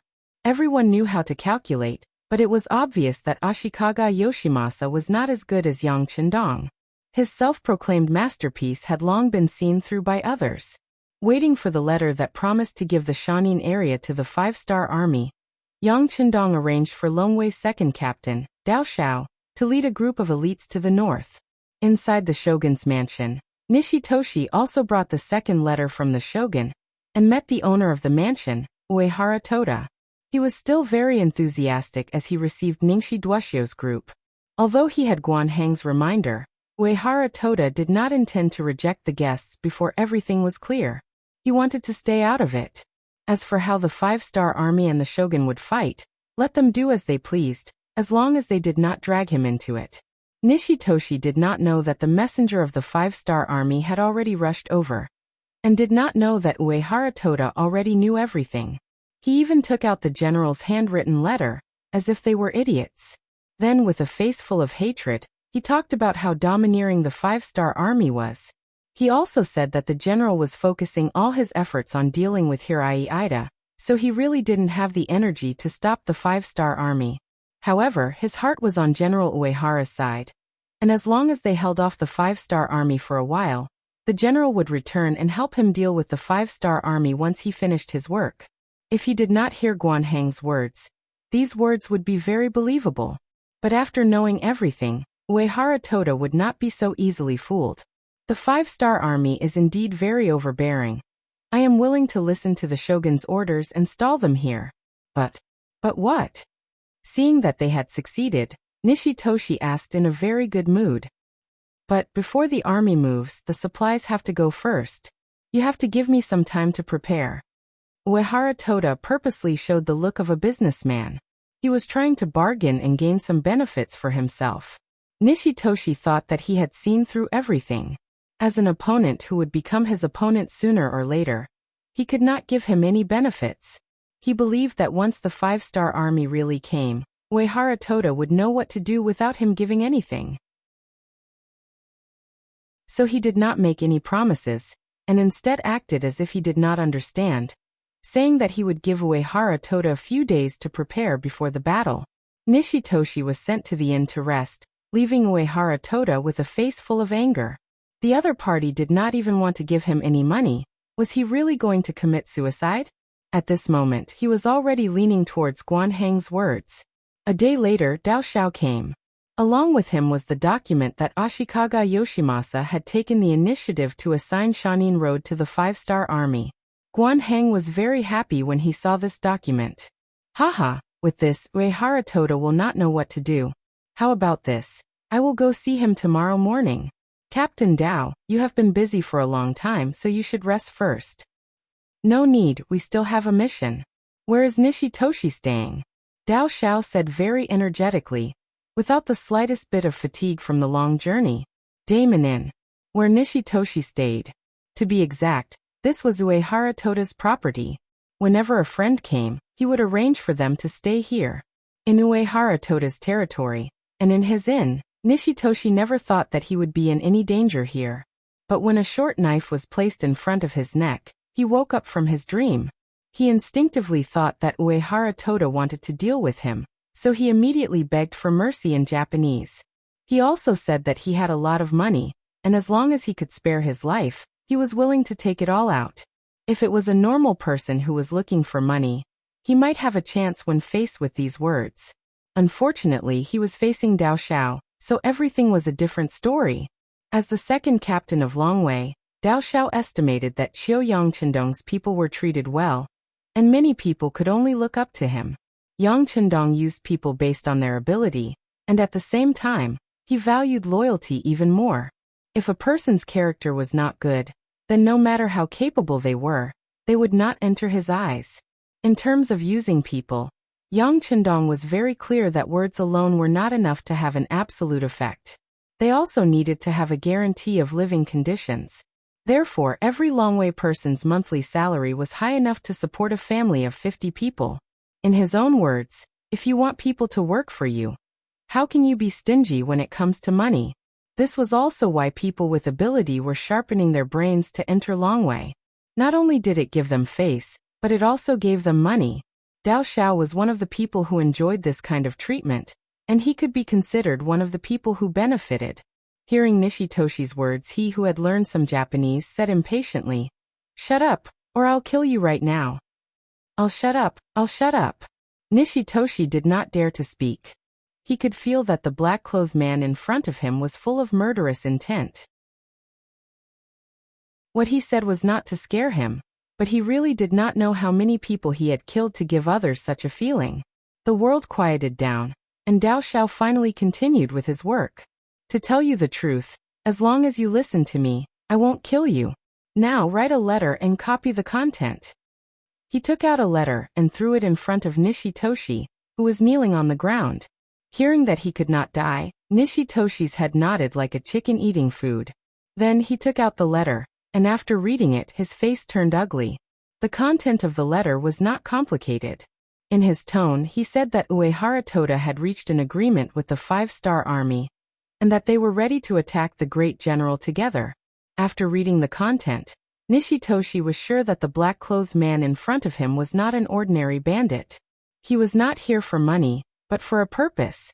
Slowly raising his head, Nishitoshi wanted to ask about the identity of the black-clothed man. But before he could open his mouth, pain spread through his whole body. Then blood flowed down his neck, and a fleshy ear appeared in Dao Xiao's hand. Pa! A broken ear was thrown in front of Nishitoshi, who wanted to scream but did not dare. He finally saw Dao Xiao's ruthless side, and he knew that everything just now was not a joke. He immediately lowered his head and looked for a pen and paper. Ningxi Duoxiu was very cooperative. In order to survive, he carefully read the letter after copying it. After making sure that there were no mistakes, he presented the letter to Dao Xiao with both hands with a flattering look on his face, as if he was trying to suck up to Dao Xiao. Logically speaking, he was also a talent. He had a glib tongue and could speak directly to people's hearts, which was why he was used by Ashikaga Yoshimasa. However, he was only good at talking. Although he had practiced martial arts before, it was not worth mentioning in front of Dao Xiao. It was not an exaggeration to describe it as a scholar meeting a soldier. Chapter 1101.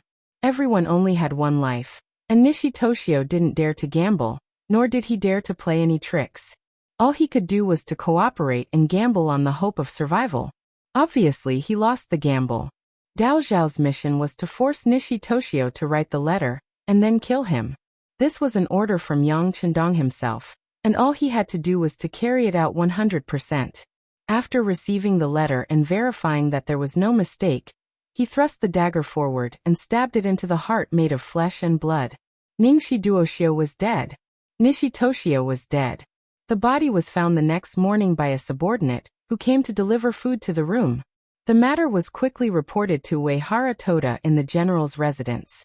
But at this moment, General Uehara was meeting with Guanxing, and the letter in his hand was written by the Supreme General Ashikaga Yoshimasa himself. It said that he took the initiative to give the Hakuriku to the 5-star army. After confirming that it was written by Ashikaga Yoshimasa himself, Uehara Toda couldn't help but curse angrily, "Bastard." This was equivalent to him being betrayed and becoming a part of the transaction. He always thought that he was someone important, but now it seemed that the Supreme General didn't even care about the 80,000 soldiers under his command. It could be imagined that once the 5-star army was gone, the Supreme General would turn around and lead the army to destroy him. There was some heartache. The feeling of not being valued greatly hit Uehara Toda's self-confidence, and it also inspired him to have a greater idea of success. Guanxing, who was sitting across from him, spoke at the right time. "General Uehara, don't be too angry. In the end, people still need to rely on their strength to speak. If you don't have strength, you'll only harm yourself." "What? Do you want to laugh at this, General?" Uehara Toda, who was in a bad mood, said coldly, and there was even a trace of murderous aura around him. "So what if you're the messenger of the 5-star army? This is the Hakuriku, my headquarters. No one can act tough in front of me." The murderous aura was faintly discernible, but Guanxing didn't seem to feel it. He still chuckled and said, "General, you misunderstand. Since I'm here, of course I won't harm you. On the contrary, I'm here to give you a gift. Gift? What gift? Uehara Toda's face had a trace of confusion, and looking closely, there was a trace of vigilance. There had to be something fishy going on. He didn't believe that the 5-star army, who had no relation to him, would give him such a big gift. There might be some kind of trap. Guanxing's next words made him realize that he had been overthinking things. The 5-star army was indeed going to give him a big gift, but he had to fight for it himself. Because according to Guanxing, his so-called gift was only a way for him to move forward. General, our Bugnam of Gojoseon said that he doesn't want to get involved in your internal strife. If it wasn't for the fact that Princess Junko has become the 8th madam, our 5-star army wouldn't even want to get involved in your Japanese empire's affairs.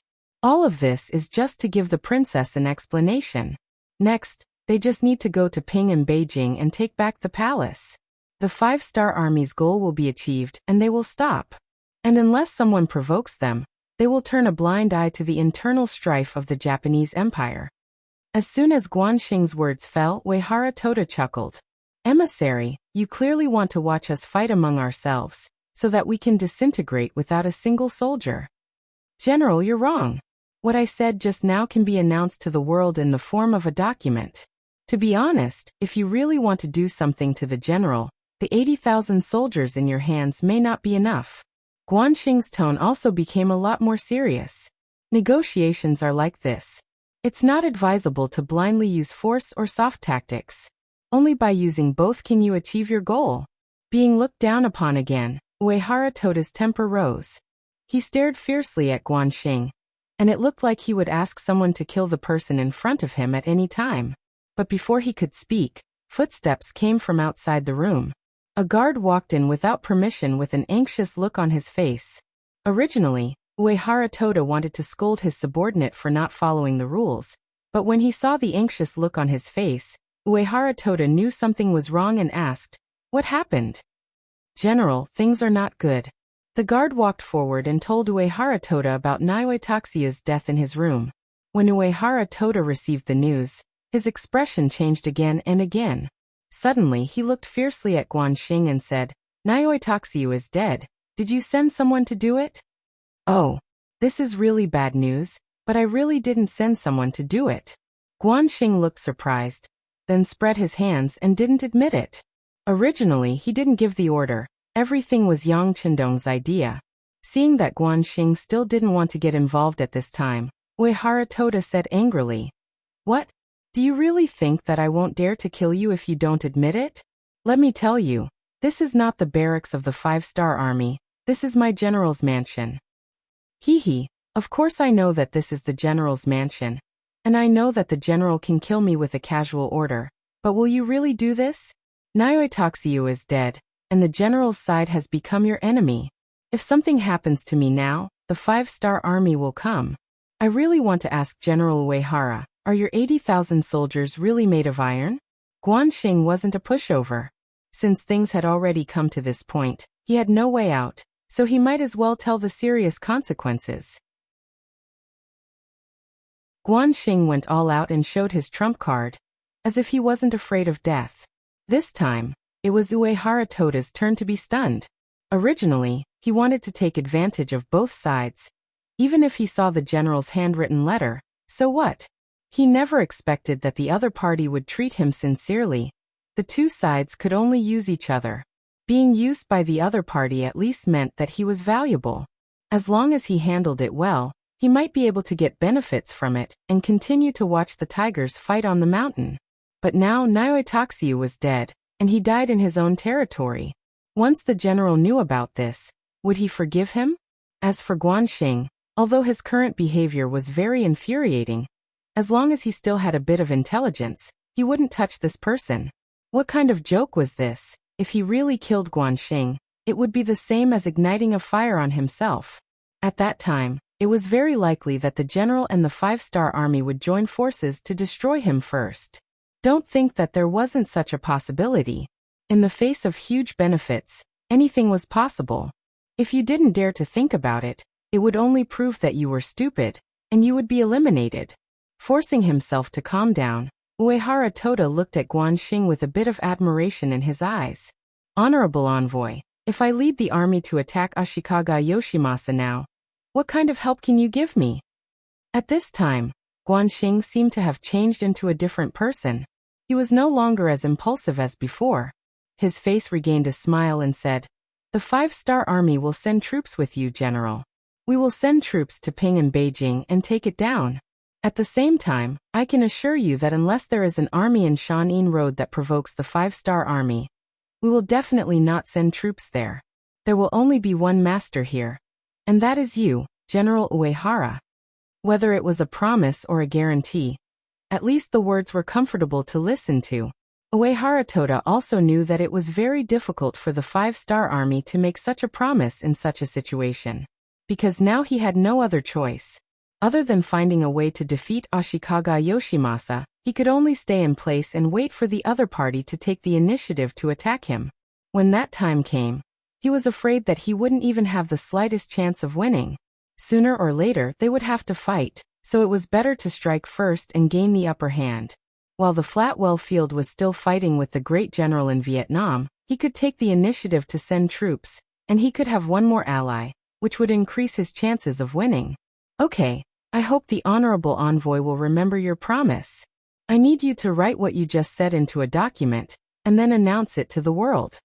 Uehara Toda stood up. At this time, he was ready to send troops. No problem, then I wish you, General Uehara, to win every battle and be invincible, ha ha ha. Guanxing also stood up. He knew that this time, he had completed the task given to him by the 6th young master. He had made a great contribution. Haha. Thank you for your kind words. Uehara Toda also laughed. He couldn't wait to see how powerful the great general's army was, and what kind of sparks would be created when the two sides collided on the battlefield.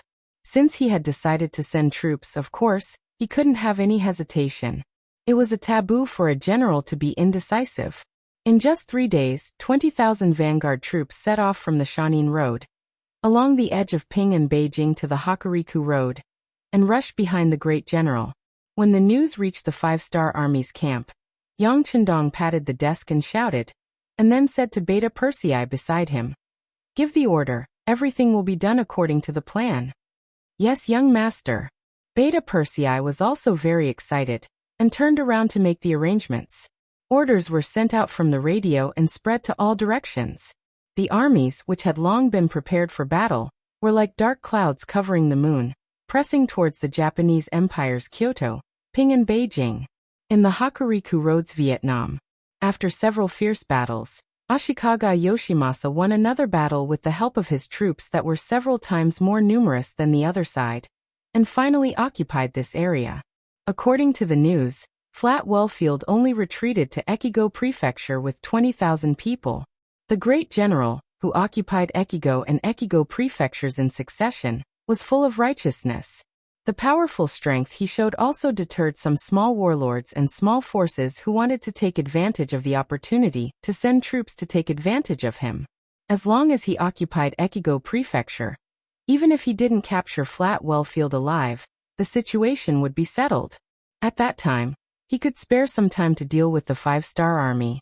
He wanted to let everyone see that in the Japanese Empire, he, the great general, was the most capable person, and this place would eventually belong to him.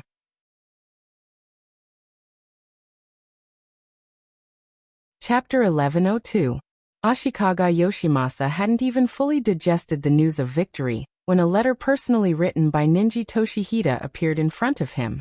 Then his face turned from green to red to white, and finally became as black as charcoal.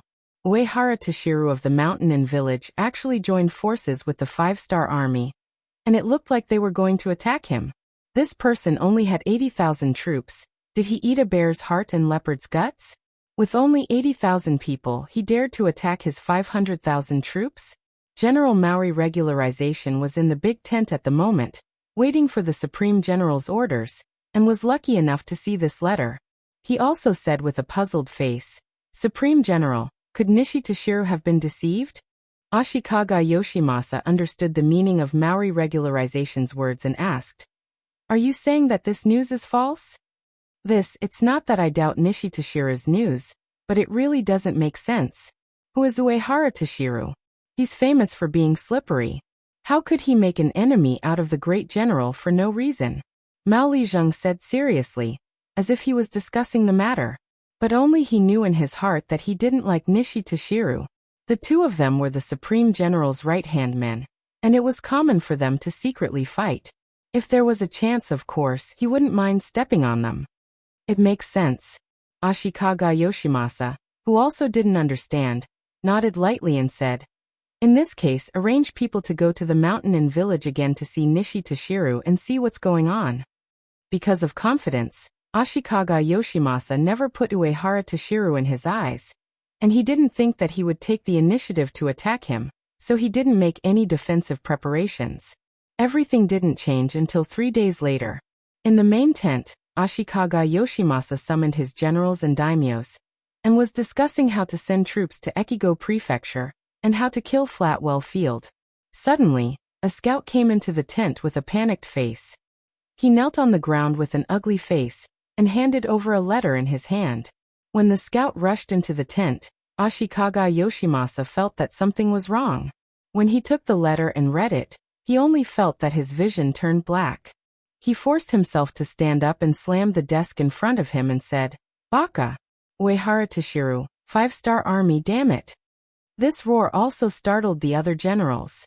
Maori Regularization was the first to react, took the letter on the desk and read it. Then his face turned ugly and said, clenching his fists and said, Supreme General, didn't you say that Matsumoto Kazuma is dead? How could he stand up and accuse us?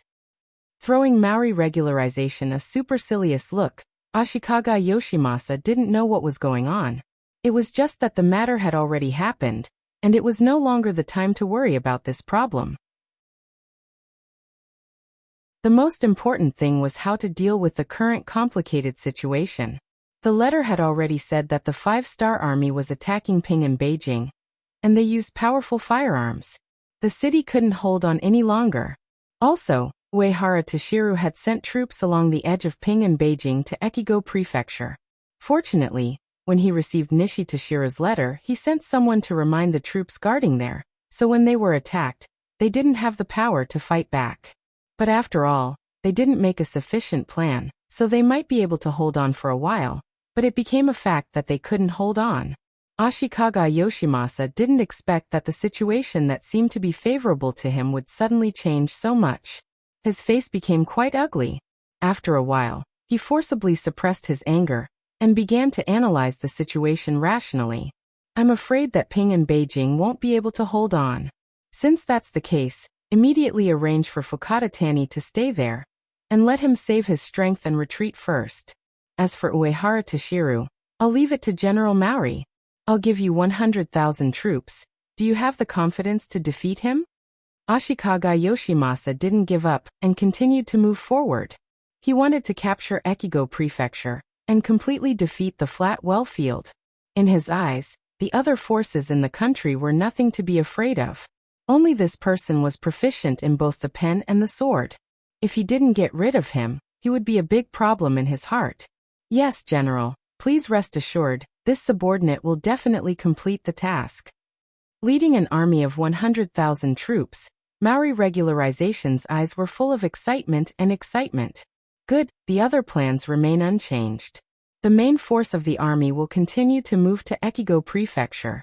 The others will do what they should do.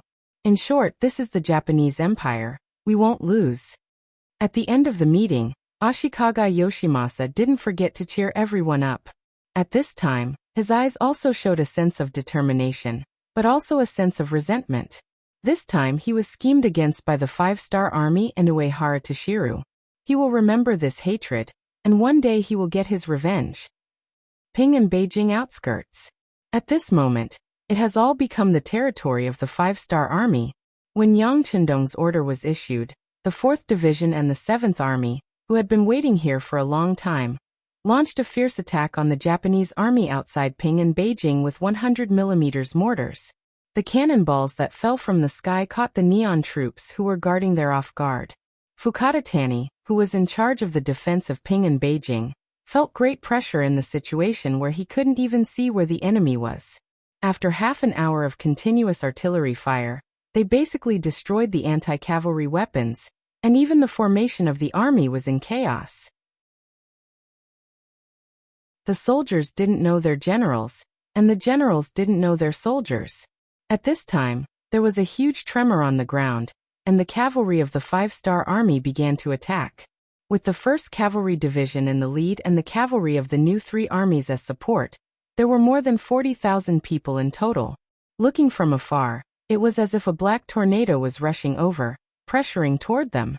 This horrifying scene in the eyes of Daimyo Fukadaya, he could not help but tremble all over.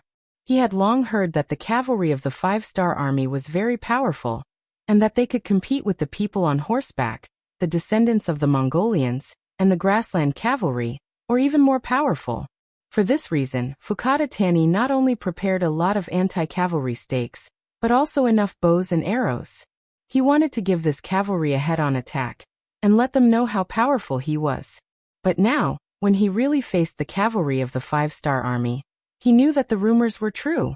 Just the momentum of this attack made people feel powerless. Not to mention that all of his preparations were already destroyed by the artillery fire. Block, block. Fukada Tani's heart was filled with fear, but his mouth was very tough. He called out the names of a few of his subordinates, and ordered them to block the cavalry of the 5-star army, while he himself led the main force to retreat to Ping and Beijing.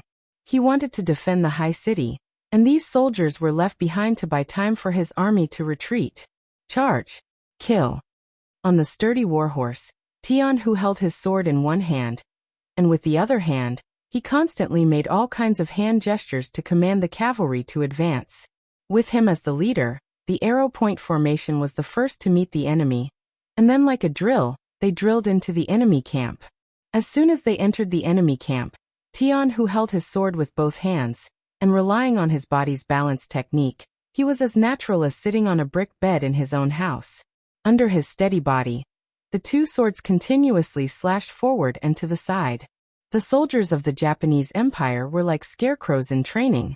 In a short period of time, he had advanced more than 100 meters, and unexpectedly, no one was his match, and no one was able to block his charge.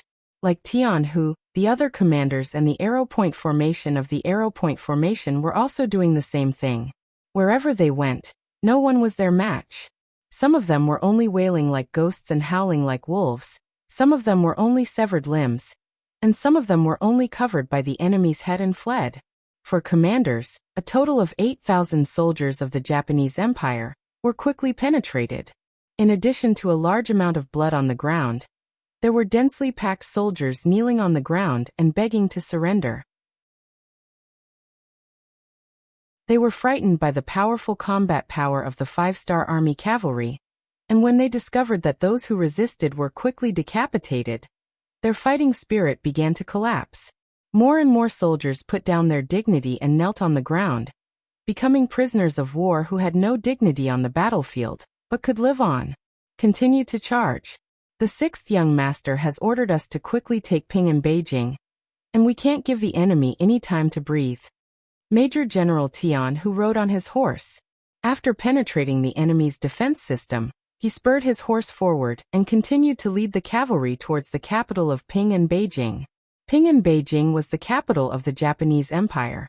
Although it was far less majestic than some of the cities in the Great Ming Dynasty because of its conditions, it still had its own unique characteristics. This place was about to become his territory.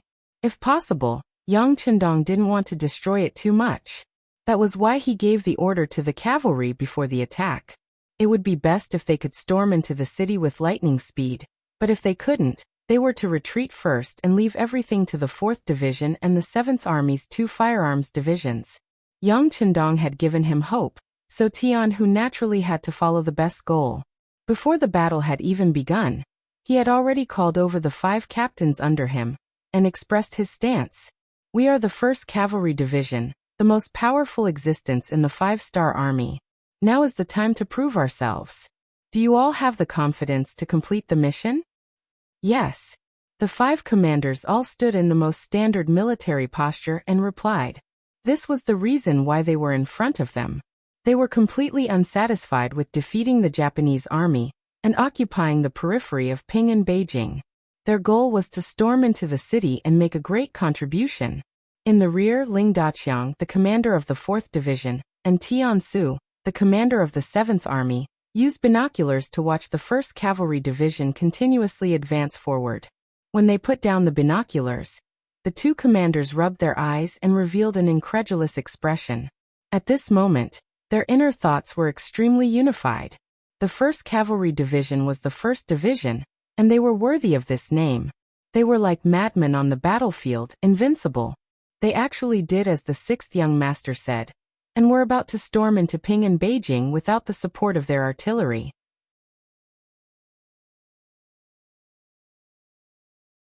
Chapter 1103. The time to sigh was very short. The changes on the battlefield were often abnormal, so it was impossible to give the commander more time to think. All soldiers, listen to my order. Run and keep up. Charge into Ping and Beijing and occupy the capital of Hainan. Charge into Ping and Beijing and occupy the capital of Hainan. The two division commanders couldn't let Tian Hu take all the credit. They also wanted a share of the pie. Thus, they broke their original plan of waiting and watching. They began to speed up and run forward. The new army commander Su he also had the same idea. He was once a general of the Tatar tribe, and had competed with Tian Hu for the position of commander of the 1st Cavalry Division. Seeing that his brother's cavalry didn't stay on the battlefield and continued to charge forward, he gritted his teeth and said, "4th Cavalry Division, stay behind and clean up the battlefield. The other 3 divisions, follow me and charge forward. Charge!" The original plan of fighting steadily was completely changed. Under the leadership of Major General Tian Hu, tens of thousands of 5-star army soldiers gave up on the steady rhythm and changed to charging forward. It seemed like they wouldn't stop until they entered Ping and Beijing. This made Fukada Tani, who was leading his troops to retreat, suffer. After running for a while, he arrived at Ping and Beijing. When he turned around, he saw that the 5-star army cavalry was less than 5 or 6 miles away from him. He immediately lost his mind. "How dare you?" Pointing angrily at the 1st Cavalry Division that was hot on his heels, Shen Tianya really wanted to reprimand them, and even more wanted to warn them that the capital of Peace City had solid walls. It was not a place where they could behave atrociously. "Fukada Daimyo, let's enter the city first." Some of his subordinates saw that Fukada Tani was so angry that his face turned red. Although they were surprised by the arrogance of the 5-star army cavalry, they knew that they would only be safe if they entered the city. Shouting like this now was useless. "All right, let's enter the city and order the soldiers to shoot arrows up the city walls. I would like to see if these cavalry can still fly up when faced with the solid city gates and city walls." Fukada Tani suppressed the anger in his heart. After saying this to his subordinates, he turned around and entered Ping and Beijing. After that, the city gate closed from the inside, completely closing when the 1st Cavalry Division was about 700 to 800 meters away. Once the city gates were closed, it was as if all dangers were isolated from the outside world. The Japanese army soldiers inside the gate let out a long sigh of relief. At the same time, more people rushed towards the two sides of the passage. They wanted to rush up the tower and use their bows and arrows to return fire. They wanted to let these arrogant 5-star army cavalry know the consequences of angering them. Major General Tian Hu, who was charging forward with all his strength, watched as the south gate of Ping and Beijing was closed.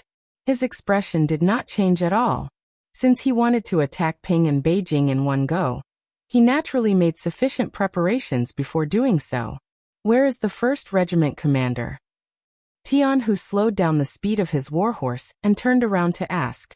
"Commander, I'm here," Temu answered loudly from dozens of meters behind him on the left. As the tip of another arrow, he had been following behind Tian Hu the whole time, never leaving or abandoning him. When he saw Temu and realized that he was very close to him, Tian Hu's original serious expression changed. He laughed loudly and said, "Very good, 1st Regiment commander.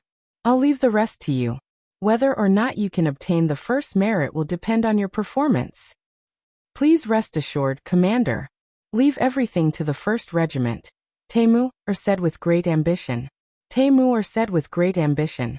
Then he suddenly tore open his jacket, revealing 4 black-headed, wooden-handled grenades. Taimur was not the only one who did this. His entire team of about 30 people tore open their coats, revealing the tightly wrapped grenades. Their faces were filled with bloodthirsty murderous intent. This was a group of lunatics. They actually strapped grenades to their bodies during a battle.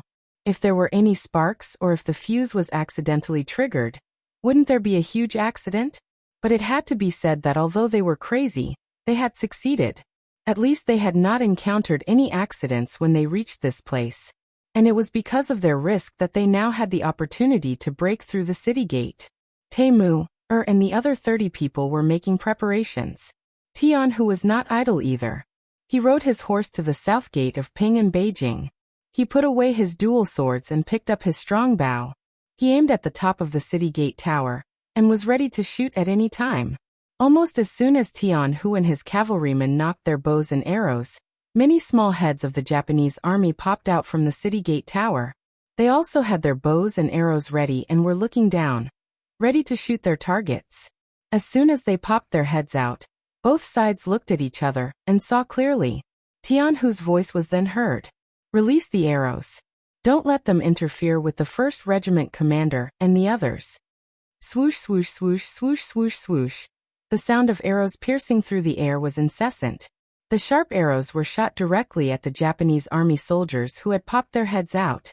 In a moment of carelessness, dozens of Japanese army soldiers were shot. Some of them collapsed to the ground, while others fell from the tall city gate tower. This scene also frightened the other Japanese army soldiers.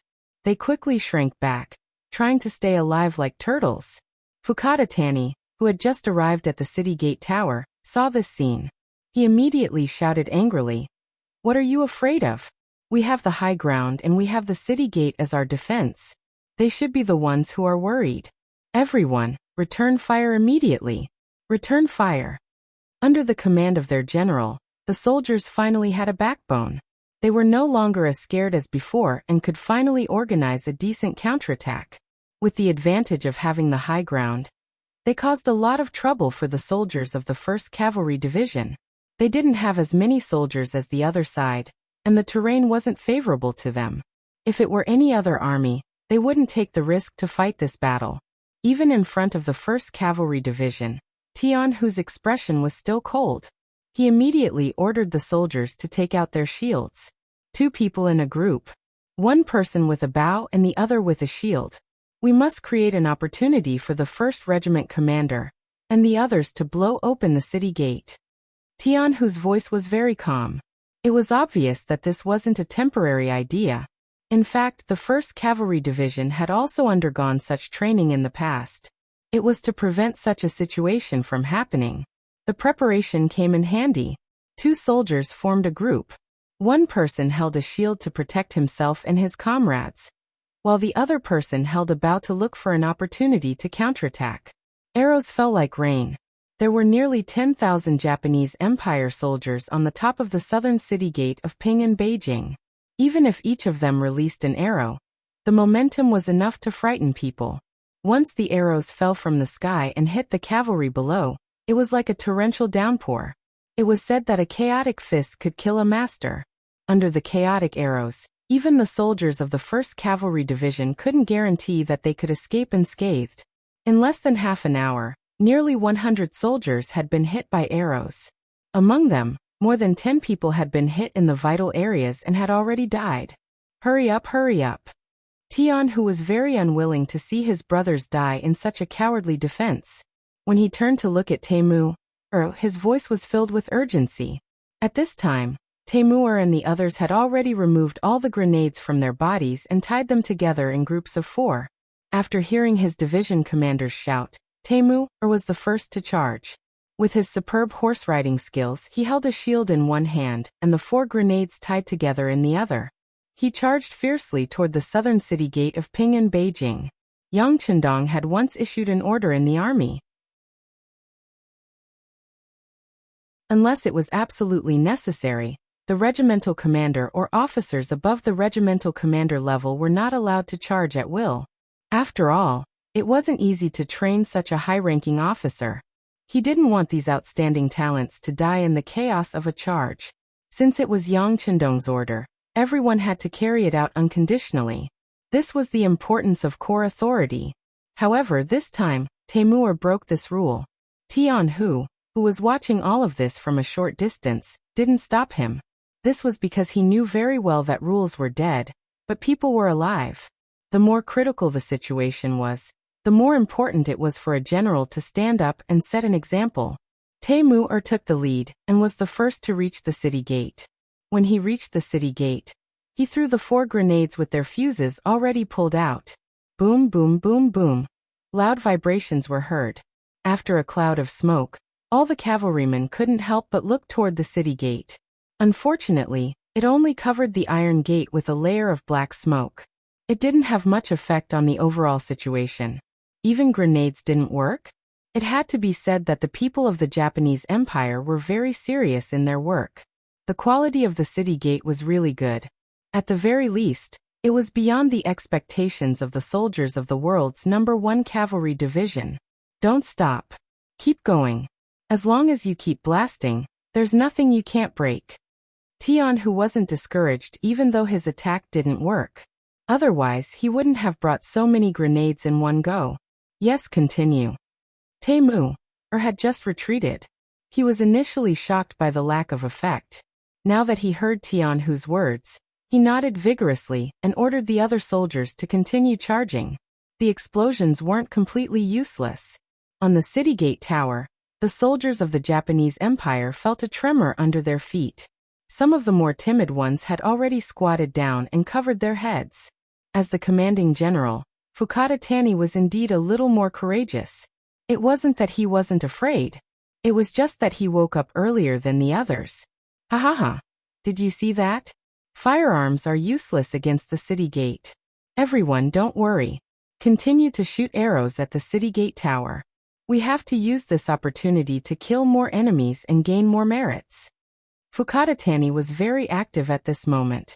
Relying on the advantage of defending the city, Fukada Tani was already fantasizing about the scene, where they could inflict heavy damage on the cavalrymen of the 5-star army and gain great merits. Below the southern city gate, bundles of grenades were still exploding. The seemingly thick iron gate finally showed signs of loosening under the continuous bombardment. For this, the world's #1 cavalry division had paid the price of hundreds of men. Although less than 100 of them were killed by the arrows, more than 300 of them were injured. Many of them had already lost their ability to fight. It was conceivable that after this battle, they wouldn't be able to recover to their peak, and could no longer stay in the army.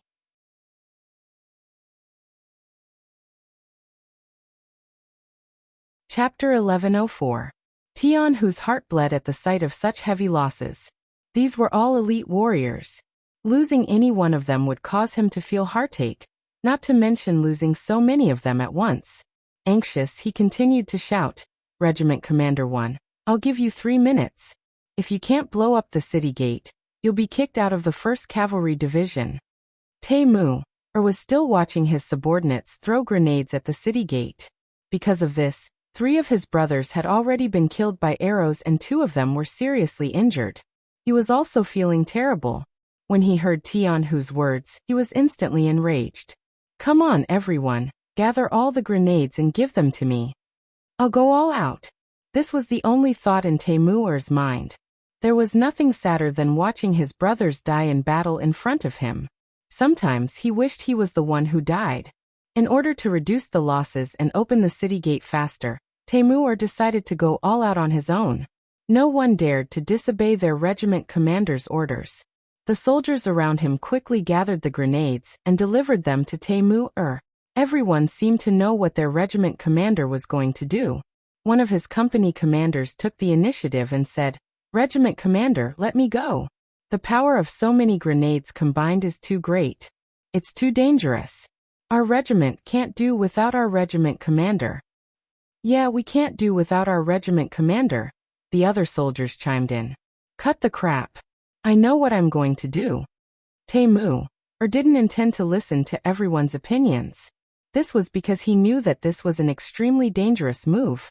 What was dangerous was not whether they could reach the city gate, but the power of so many grenades exploding at the same time. The shockwave from the explosion would often cause people to be affected before they could completely retreat. That was the real danger. But so what if he knew it was dangerous? He was the regiment commander and enjoyed more glory than anyone else. When there was danger, he should naturally be the one to face it. Only then would he be worthy of everything he was enjoying now. With a cold expression, Taimou quickly tied all the grenades together. Looking at the bag of fire that was the size of a bag of explosives, he let out a silly laugh. He didn't believe that the city gate would be able to withstand such powerful explosives. Everyone back off. Back off some more. Taimou weighed the explosive's power and realized that it could barely be held with one hand. Then, he began to prepare to charge. Everyone retreated reluctantly and unwillingly. This was the military rule of the 5-star army. Once the commanding officer gave an order, the soldiers under him had to obey. It was this iron discipline that allowed them to fight well and win every battle. Haha, let's go. Taimou removed the bow, shield, and 2 sabers from his horse. He wanted to go into battle light and maintain his fastest speed and best condition. After doing all this, he shouted boldly and galloped toward the city gate. The commotion here attracted the attention of the division commander, Tianhu. When he saw Taimou rushing down the city gate tower alone on his horse, he couldn't help but cry out in alarm. F***CK, Regiment Commander 1, come back! Taimou, who was already halfway out, couldn't carry out any military orders now. As the saying went, there was no turning back. If he stopped now, he would only suffer greater losses. Seeing Taimou rush toward the city gate without hesitation, Tianhu, who usually didn't show his emotions on his face, had tears in his eyes. Brother, I wish you good luck. Everyone else, quickly retreat. Retreat. Knowing the power of so many grenades combined, Tianhu gave the order for the cavalry to retreat. Below the city gate tower, many Japanese Empire soldiers saw Taimou galloping toward them on horseback. Although they didn't know what he was going to do, they instinctively aimed their arrows at him. In a short period of time, Taimou was hit by 2 arrows. Fortunately, he was very experienced and managed to avoid the fatal blow. The 2 arrows only caused minor injuries to him. Grandsons, have a taste of the gifts Grandpa has prepared for you. Ha ha ha. Taimou, who had arrived at the city gate, pulled out a set of grenades with his left hand and threw them down the city gate. Then he pounced toward a puddle of water below the city gate tower. With such great power, he wouldn't even have the chance to retreat. Not to mention, there were so many Japanese Empire soldiers eyeing him from the city gate tower. Taimou didn't plan to go back. Instead, he threw himself into the puddle of water, gambling on his luck. Just as Taimou's figure plunged into the puddle of water, a loud bang was heard. At this moment, the ground was shaking violently. Even the Japanese army soldiers on the city gate tower felt like they were losing their balance. Tianhu and the others, who were a few hundred meters away from the city gate, were better off. After all, they had already mentally prepared themselves. However, after hearing the loud bang and not seeing Taimou running back, Tianhu couldn't help but feel his eyes turn red. Brothers, the city gate has been blown open. Our 1st Regiment commander paid the price with his life. Everyone listen to my orders. Charge, kill. Kill, kill, kill. Influenced by Taimou, the eyes of the other soldiers also turned red. Then, under the command of their division commander, all of them rushed toward the south gate that had been blown open by the powerful grenades. Right now they only had one thought in mind: to avenge their 1st Regiment commander and wipe out the Japanese army. With the city gate broken, the cavalry of the 5-star army rushed into the city. Fukatatani, who had a smug look on his face, turned gloomy. Very quickly, it turned into fear. He knew that they were done for this time. Although there weren't many cavalrymen, the morale of the troops was in chaos. They couldn't put up any effective resistance at all. General, let's retreat. 2 soldiers walked up to Fukatatani anxiously and helped him up. Then they quickly ran down the city gate tower. After the 1st Cavalry Division entered the city, their advantage began to increase. With the help of the war horses, wherever they went, the Japanese army was slaughtered until they were wailing like ghosts and howling like wolves. At the same time, because the 1st Cavalry Division's movements were too fast, a lot of the Japanese army's supplies were left behind. When Tian, who saw the mountain of rations and equipment under the escort of a group of soldiers, a smile finally appeared on this major general's face. What made him even happier was that the 1st Regiment of soldiers found Taemu, at the bottom of the city gate tower. He had cleverly jumped into the ditch and managed to survive with the protection of the water. However, the power of the explosion was too strong, and he was knocked unconscious. At the same time, his armor was torn, and his back was covered in wounds. Taemu is still alive. That's great. Gather the best medical officers in the division immediately. We must preserve the life of the 1st Regiment commander. Our world's #1 Cavalry Division cannot be without him. Tian, who was naturally overjoyed as he spoke. Then he couldn't stop laughing foolishly. After the 1st Cavalry Division entered the city, they first guarded some important places in the city. In the end, because of the lack of manpower, they did not chase after Fukatatani and the rest of the Japanese army who had escaped. More than 2 hours later, the new army also entered the city, and the situation in the city was completely stabilized. At this point, it could be announced that Ping and Beijing had completely fallen into the hands of the 5-star army. Yang Chundong entered Ping and Beijing the next afternoon accompanied by Junko. The 1st Cavalry Division did not disappoint. Under the circumstances where the 4th Army Division and the 7th Army Firearms Division were not in place, they blew up the city gate alone and made a great contribution. This made Yang Chundong very happy. He first went to the temporary hospital to visit Taemu, who had already been treated and had woken up.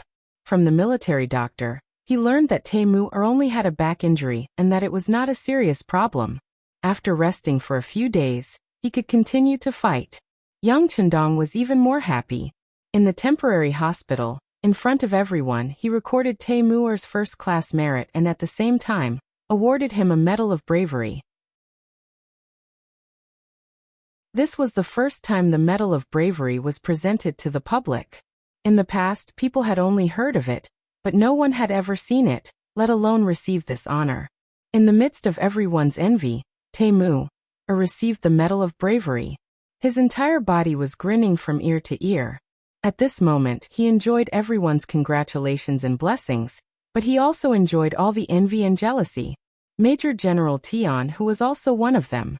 He had also dreamed of receiving this Medal of Bravery one day. This was the only way to prove his strength. However, this time, not only did he not receive it, but he was also reprimanded by Yang Chundong. Didn't I say that regimental officers can't casually charge with the army? You, on the other hand, directly let the regiment commander take the risk. Fortunately, nothing happened to Taemu. Otherwise, I would definitely punish you. After there was no one else around, Yang Chundong's face turned cold as he reprimanded Tian Hu. Teacher, I was wrong. Tian Hu, who had always been proud, did not even dare to breathe when facing Yang Chundong. He knew very well who gave him everything he had. And this time, he was indeed a little reckless. Seeing that Tian Hu's attitude of admitting his mistake was not bad, Yang Chundong's anger subsided. Alright, don't do it again. Also, you guys have worked hard this time. When you go back, look for Beta Persei. He will prepare enough wine and meat for you to celebrate. Okay. When he heard that there was a celebration, Tian Hu chuckled. At this moment, he was no different from a child who had received candy. This was all because this celebration was arranged by his teacher for the 1st Cavalry Division. This was enough to prove that their division's performance in this operation was the best, and the best. Just as Tian Hu thought, once the news that the 1st Cavalry Division was allowed to hold a celebration by Yang Chundong spread, it attracted the envy and jealousy of the other divisions.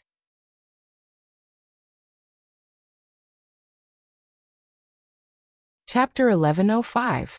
The 5-star army was usually treated very well. Even when there was no war, they were always given food and wine. However, this celebration banquet was different.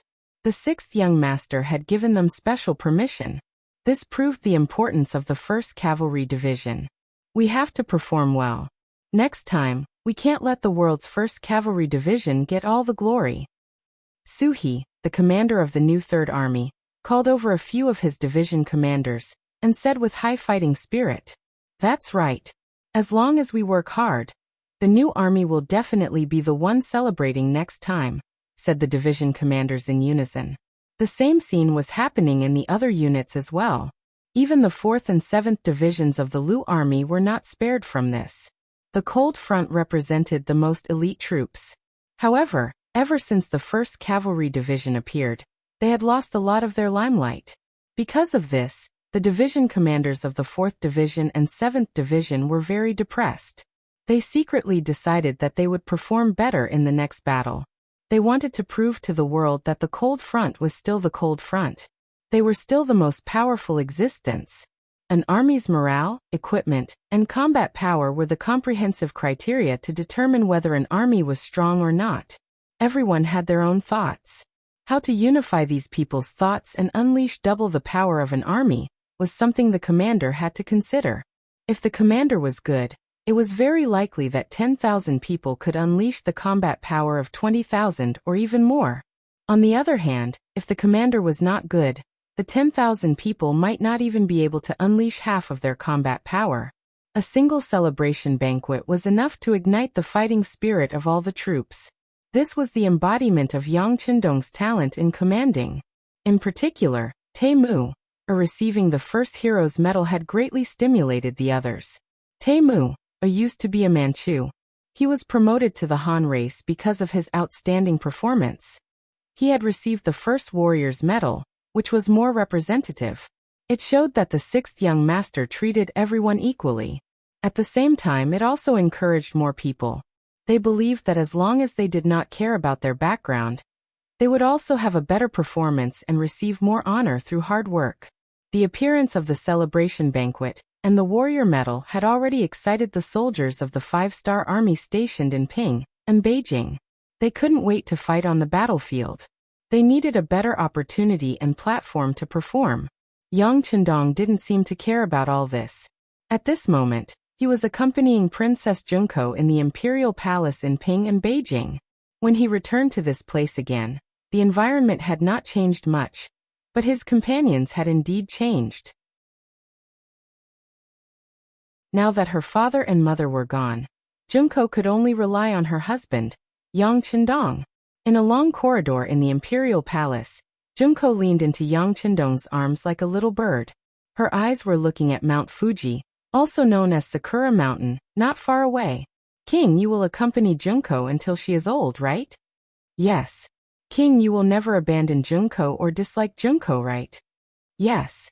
"King, even if Junko is old and no longer young and beautiful, you will still like Junko, right?" "Yes." "King, yes." Uehara Toda, who was on his way to the Northern Land Road from the Shanin Road, received the news that the 5-star army had conquered Ping and Beijing. So fast. When he received the news, Uehara Toda was resting in a temporary tent, and then his face showed a shocked expression. He thought that with the strength of the 5-star army, conquering Ping and Beijing with only 30,000 people was just a matter of time, but he did not expect it to be so fast. From the beginning to the end of the attack, it was less than 2 days. Did the seemingly well-defended Japanese Empire's Kyoto fall just like that? He did not know whether he should be lamenting the incompetence of the Supreme General's subordinates, or the 5-star army was too powerful. But no matter what the result was, Uehara Toda knew that he should speed up. He wanted to take advantage of the fact that the Supreme General was heavily injured to fight back. He wanted to let others know that not only was the 5-star army good at fighting, but he was also very good at fighting. Pass down the order, don't rest, immediately speed up the march, reach Ekizan Prefecture as soon as possible, and stab Ashikaga Yoshimasa in the ass. Uehara Toda was stimulated and finally decided to speed up the march. He, who was eager to make a contribution, did not know that there was a big ambush waiting for him in front. Ruanero area, adjacent to the Shanin Road's Danho Prefecture, is the gateway to the Northern Land Road. Uehara Toda suddenly appeared with 70,000 soldiers, and it seemed to have caught the enemy off guard. After resisting for a while, the Supreme General's army began to retreat, giving up the entire Rua Narrow area, and Uehara Toda won the first battle. After winning the first battle, Uehara Toda's morale quickly swelled, and he continued to send his troops to Etsu Prefecture. In his opinion, the Supreme Generalissimo should be focused on dealing with Hirai Ueda, and he would not have time to deal with him. This was his chance. Ekizin Prefecture, one of the largest prefectures in the northern land road. Here, the Maori regularization led 100,000 Japanese army to wait for the arrival of Uehara Toda. In order to lure this opponent to appear faster, the Japanese army in Rua Narrow area took the initiative to retreat. All of this was also the order of the Maori regularization. The purpose was to make the opponent proud and arrogant, and then when the opponent was the most complacent and the defense was the most lax, they would give a heavy blow, proving to the Japanese Empire that the Supreme General's army was still the most capable. Dashi River is the burial ground that the Maori regularization prepared for Uehara Toda's 70,000 soldiers. This is a river that was brought inland by the sea. In the beginning, it was used to irrigate the farmland. Later, after the passage of time, it became a large river that was 17 or 18 meters wide. It meandered along the side of the road, like a long dragon entrenched in this area. The Maori regularization set the attack site here after serious consideration. With the river as the base, once the battle starts, the existence of Dashi River will become an excellent cover, allowing him to launch all kinds of attacks as he pleases. The Dashi River was blocked by a dense forest. It was precisely because of the existence of this forest that soil erosion was prevented, which prevented the river from continuing to expand. The Maori regularization's backup plan was placed in this dense forest. After the Supreme General gave the task, the Maori regularization began to prepare. First, he arranged for people to speed up the construction of the catapults. He doesn't need to attack too far away. As long as the catapults can hit more than 40 meters away, that is 120 meters away. At that time, he is confident that the enemy can only defend and not attack. The requirements are not high, and he has the full support of the Supreme General, and the construction is in the dense forest, so he can use the nearby materials. 300 small catapults were quickly built, and after experiments, it was confirmed that the catapults can hit more than 50 meters to 100 meters. The Maori regularization was already very satisfied. 10,000 soldiers were left in the dense forest, and an average of 30 people were left in front of each catapult. It was enough. Mao Lijing brought the rest of the 90,000 soldiers to the other side of Dazihi, hiding in the uneven terrain about 5 miles away from Dazihi. Now what he has to do is wait for the fish to take the bait. Completely unaware of all this, Uehara Toda, who was eager to prove himself, only arranged some scouts to do the preliminary battle, and quickly went all the way to Ekizin Prefecture. When those scouts passed by one side of the Daji River, they didn't stop there, because such a wide river was the safest place. Nobody could make use of such a terrain to set an ambush. However, they ignored the dense woods behind the river. After 6 days of preparation, Uehara Toda appeared, and together with him, there was a vast army of 70,000 soldiers walking on the official road, and looking from afar, there was no end to it. However, for many people, this would be the last time they would walk on this land, because it wouldn't be long before they would meet the King of Hell, and become a soul without a physical body, or even a pile of bones without a soul. Perhaps the shinobi wanted to destroy Uehara Toda, but in the afternoon he ordered the army to stop in camp, and stop at the side of Dashi River. Maybe he thought that resting by the river would be safe, and solve the problem of the army's water source. When the Maori regularization, who was already prepared to attack, heard this news, he almost jumped up in excitement. In the end, he suppressed his excitement and decided to change the time of the battle. When the opponent's military tents are set up, and when the opponent's army is eating, he will launch a fierce attack, and he will get the best result. More than an hour later, the sky gradually darkened, and the smell of food wafted out of the camp by the river. At this time, countless boulders suddenly fell from the sky. Some of them were catapults that threw gunpowder that the Neon had learned from the great Ming Dynasty. For a time, it was like a heavy rain, falling into Uehara Toda's army, making the 70,000-man army dizzy. The sudden attack, whether it was the gunpowder or the boulders, most of them fell beside the military tents, and some of them accurately fell in the military tents, killing many people on the spot. Watching this scene, Uehara Toda, who was lucky enough not to be hit, was scared and horrified. He did not expect that the Grand General had already sent people to stop him. To think that he had thought that no one would know about his actions. But at this moment he didn't have time to think about why the news was leaked, why the army general's army was defeated again and again, and why he prepared an ambush in advance and organized this unexpected counterattack. Now he was only thinking about how to counterattack and stabilize his position. Under Yang Chendong's orders, the secret letter that Dao Xiao forced Ning Shidaxiu to write finally worked, and it gave Ashikaga Yoshimasa more time to react, which led to Uehara Toda's current disaster.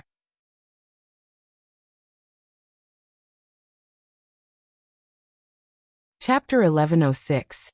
After all, Uehara Toda was the general of the army, and he had been in charge of the mountain for many years, so he still had basic military knowledge. Through the trajectory of the falling boulders, he quickly locked the location of the attack behind the dense forest. He immediately ordered people to try to shoot arrows into the dense forest, wanting to reverse the situation in one fell swoop. Maori regularization was already prepared for this. With the dense forest as a defense, ordinary arrows couldn't shoot in at all, not to mention that the ambush team was already far away from the range of the arrows. On the other hand, the catapults were launched from a distance and could ignore the dense forest.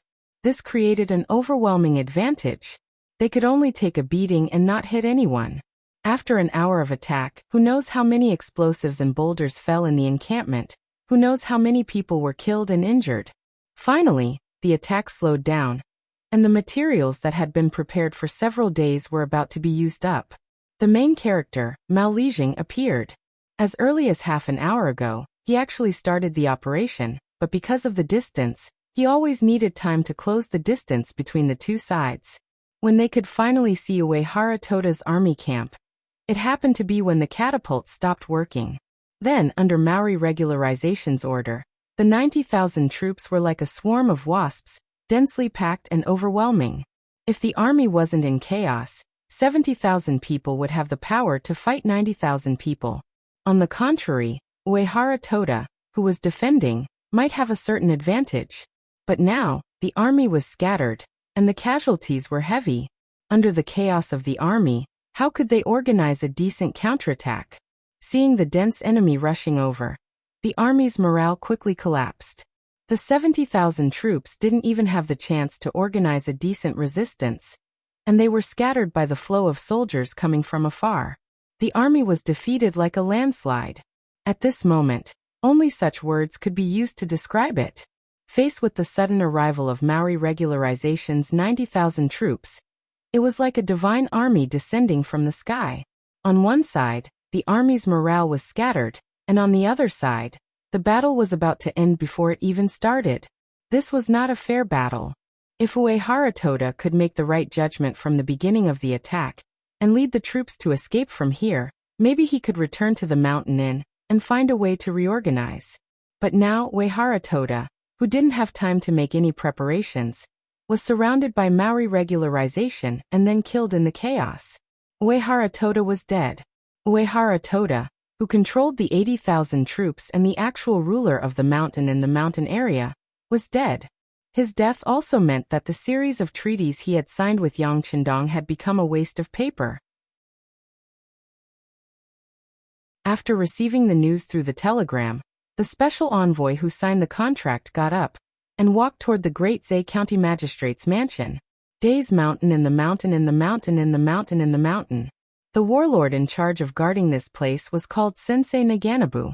He was the leader of the younger generation of the Kozii family, and he was also the person who was chosen by Yang Chendong. The Kozii family was a family with a long history in the Japanese Empire. Their ancestors were once glorious, and there were records that the earliest rulers of the mountain in the mountain area were actually the Kozii family. But that was an ancient legend, and there was no way to verify it. In the eyes of many people, this was just the Kozai family's people flattering themselves.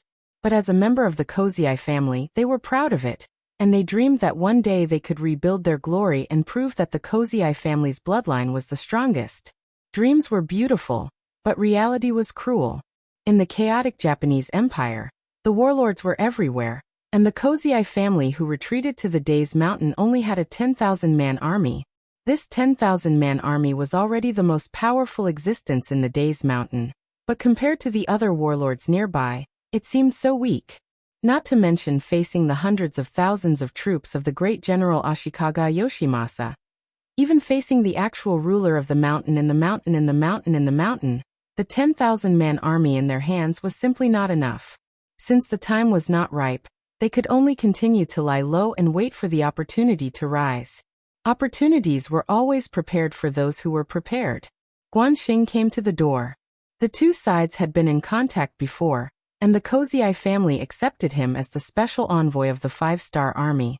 This time he directly appeared in front of Sensei Naganabu. There's news from the front lines. Uehara Toda was ambushed by the Maori regularization and died in the battle. Now the mountain in the mountain in the mountain in the mountain in the mountain in the mountain in the mountain in the mountain in the mountain in the mountain in the mountain in the mountain in the mountain. The great general's tentacles are about to reach here. Meiji-kun, your chance to shine has come. Guanxing said the new news with a serious face. At this moment, Sensei Naganabu's face was already red, representing the excitement in his heart. That's great, it's finally time for the Kozai family to rise. Thank you very much, envoy. The Kozai family is also willing to follow Bugnam of Gojoseon's lead and listen to his orders. There was no free lunch in the sky. Guanxing supported Sensei Naganabu on the basis that the Kozai family was willing to follow Yang Chendong's lead. Without this premise, a small county magistrate with a 10,000-man army wouldn't be able to afford Guanxing's personal visit. Very good. I will convey your loyalty to Bugnam of Gojoseon. Let's proceed according to the plan. Rest assured, Meiji-kun, the 5-star army will cooperate with you in the dark. Guanxing nodded with satisfaction. One needed a chance to rise, while the other needed a puppet to achieve his goal. The two sides hit it off and quickly walked together. Yang Chendong's plan was finally revealed. The so-called alliance with Uehara Toda was just a formality. There were too few things that Uehara Toda could ask for help from him.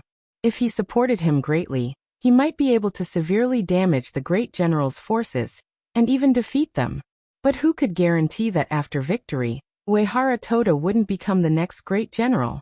Since he couldn't be controlled, he might as well not control him and just treat him as an abandoned pawn. This was why Dao Xiao forced Ning Shidaxiu to write a letter, so that Ashikaga Yoshimasa could make preparations in advance. When the plan reached this point, Sensei Naganabu, who could be controlled, appeared. He would become the representative of the 5-star army, and help them unify the Japanese Empire. Sensei Naganabu, who had the support of the 5-star army, was full of confidence. He first sent people to invite the two county magistrates to his house. At the banquet, a pile of silver was brought out. Pointing at the 200,000 taels of silver, Mingji Chongxin promised that as long as the two county magistrates recognized him as their leader, each of them could take 100,000 taels of silver back. At the same time, they would also receive a monthly payment of silver. If they achieved outstanding military service, they would also be heavily rewarded. No one wouldn't be tempted. Relying on the silver, Sensei Naganabu's force increased from 10,000 people to 30,000 people. It was still not enough to be an enemy of the great general, but at least it was a good start. At this moment, Sensei Naganabu was full of confidence and began to conquer the world. Pinyin Beijing Imperial Palace.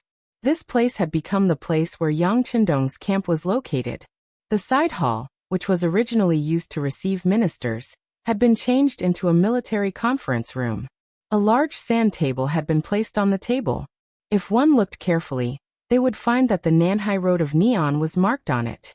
They had already occupied Pinyin Beijing, Zakato, and Shanyo-do. Now that Shanyo-do had the Masayoshi family as their representative, the 5-star army's progress after entering the Japanese Empire could be said to be smooth. Considering the lack of military strength, Yang Chendong decided to stop expanding on land and set his sights on the sea. As the Japanese Empire's largest naval base, Mankato would be his next main target. In the conference room, Yang Chendong's eyes casually fell on the commander of the C-4th Division, Ding Yan, and said, "Tell me about the situation." "Yes, 6th young master." Ding Yan stood up, then picked up a wooden stick that had been placed earlier. He pointed to the sand table and said, "Everyone, please take a look. Nanhai Road is surrounded by water on all sides and the sea on the east side. It has become an independent existence separate from the entire Neon land, especially GE Prefecture, which belongs to this area. It is located to the south of Ping and Beijing, and can be a threat to us at any time. It really makes people restless." Mankato is also the base of the Japanese Empire's naval forces, because of its unique geography. According to the Intelligence Department, there are thousands of ships and 400,000 soldiers in the Japanese Empire. Some of the ships are also equipped with earth cannons, which have an effective attack range of up to 1,200 meters. Although it is not as good as some of the Big F countries, it is not far behind. If the distance is too far, it will also become a threat. The commander of the Japanese Empire's naval forces in Mankato is called Mr. Kuroda. He is an experienced veteran of naval warfare. At the same time, he is also a direct subordinate of Ashikaga Yoshimasa. He is highly valued by him. Due to the geography of Mankato, there are many large reefs in the nearby waters.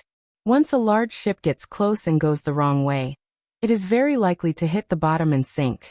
Although our intelligence department has worked very hard and obtained a lot of information about the geography of this area, no one can be sure that there is nothing left out. Before we have a complete understanding of the situation, I do not recommend launching a large-scale attack. Ding Yan was ordered to give a detailed explanation of the situation in Nanhai Province, including the comparison of the enemy's military strength and the comparison of the environmental conditions. Listening to this, the other officers at the meeting all had a solemn expression. Compared to the 400,000 soldiers of the Japanese army and more than 1,000 ships of various types, they still had the geographical advantage. On the 5-star Army's side, there were only High 4 and High 5 divisions. Together, there were only 240 ships. Even if they added the 20,000 soldiers of the Korean Navy and more than 100 ships, there were only less than 40,000 soldiers and 400 ships.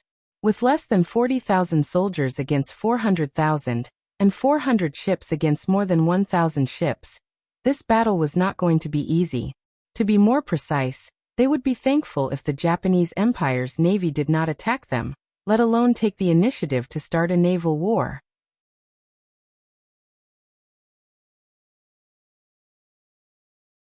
Chapter 1107. However, when everyone's gazes landed on Yang Chendong, who was sitting at the head of the table, everyone's expressions calmed down a lot. As long as the 6th young master was there, no one knew what fear was.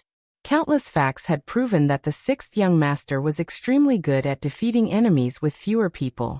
As the soul of the army, Yang Chendong felt everyone's gazes on him, but he didn't feel uncomfortable at all. This was because he didn't know how many times he had experienced this kind of situation.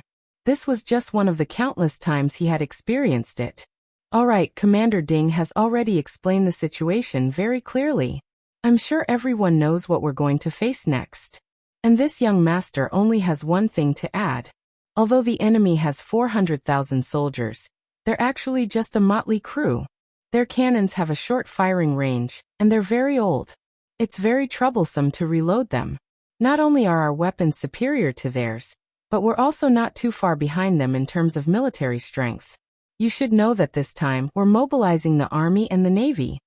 When Yang Chendong's confident voice resounded in the hall, everyone who heard it revealed a look of confidence on their faces. All of this was brought to them by Yang Chendong, the absolute core. As long as the 6th young master was there, they firmly believed that there wouldn't be any difficulties that could stop them. It was also this existence that led them from nothing to something, from a young age to an adult, to achieve the results they had now. The actions of one person could affect everyone present. This was the important role of a corps. Noticing that everyone's faces had become more confident, Yang Chendong continued, "There are 4 steps to dealing with the Japanese Army's navy.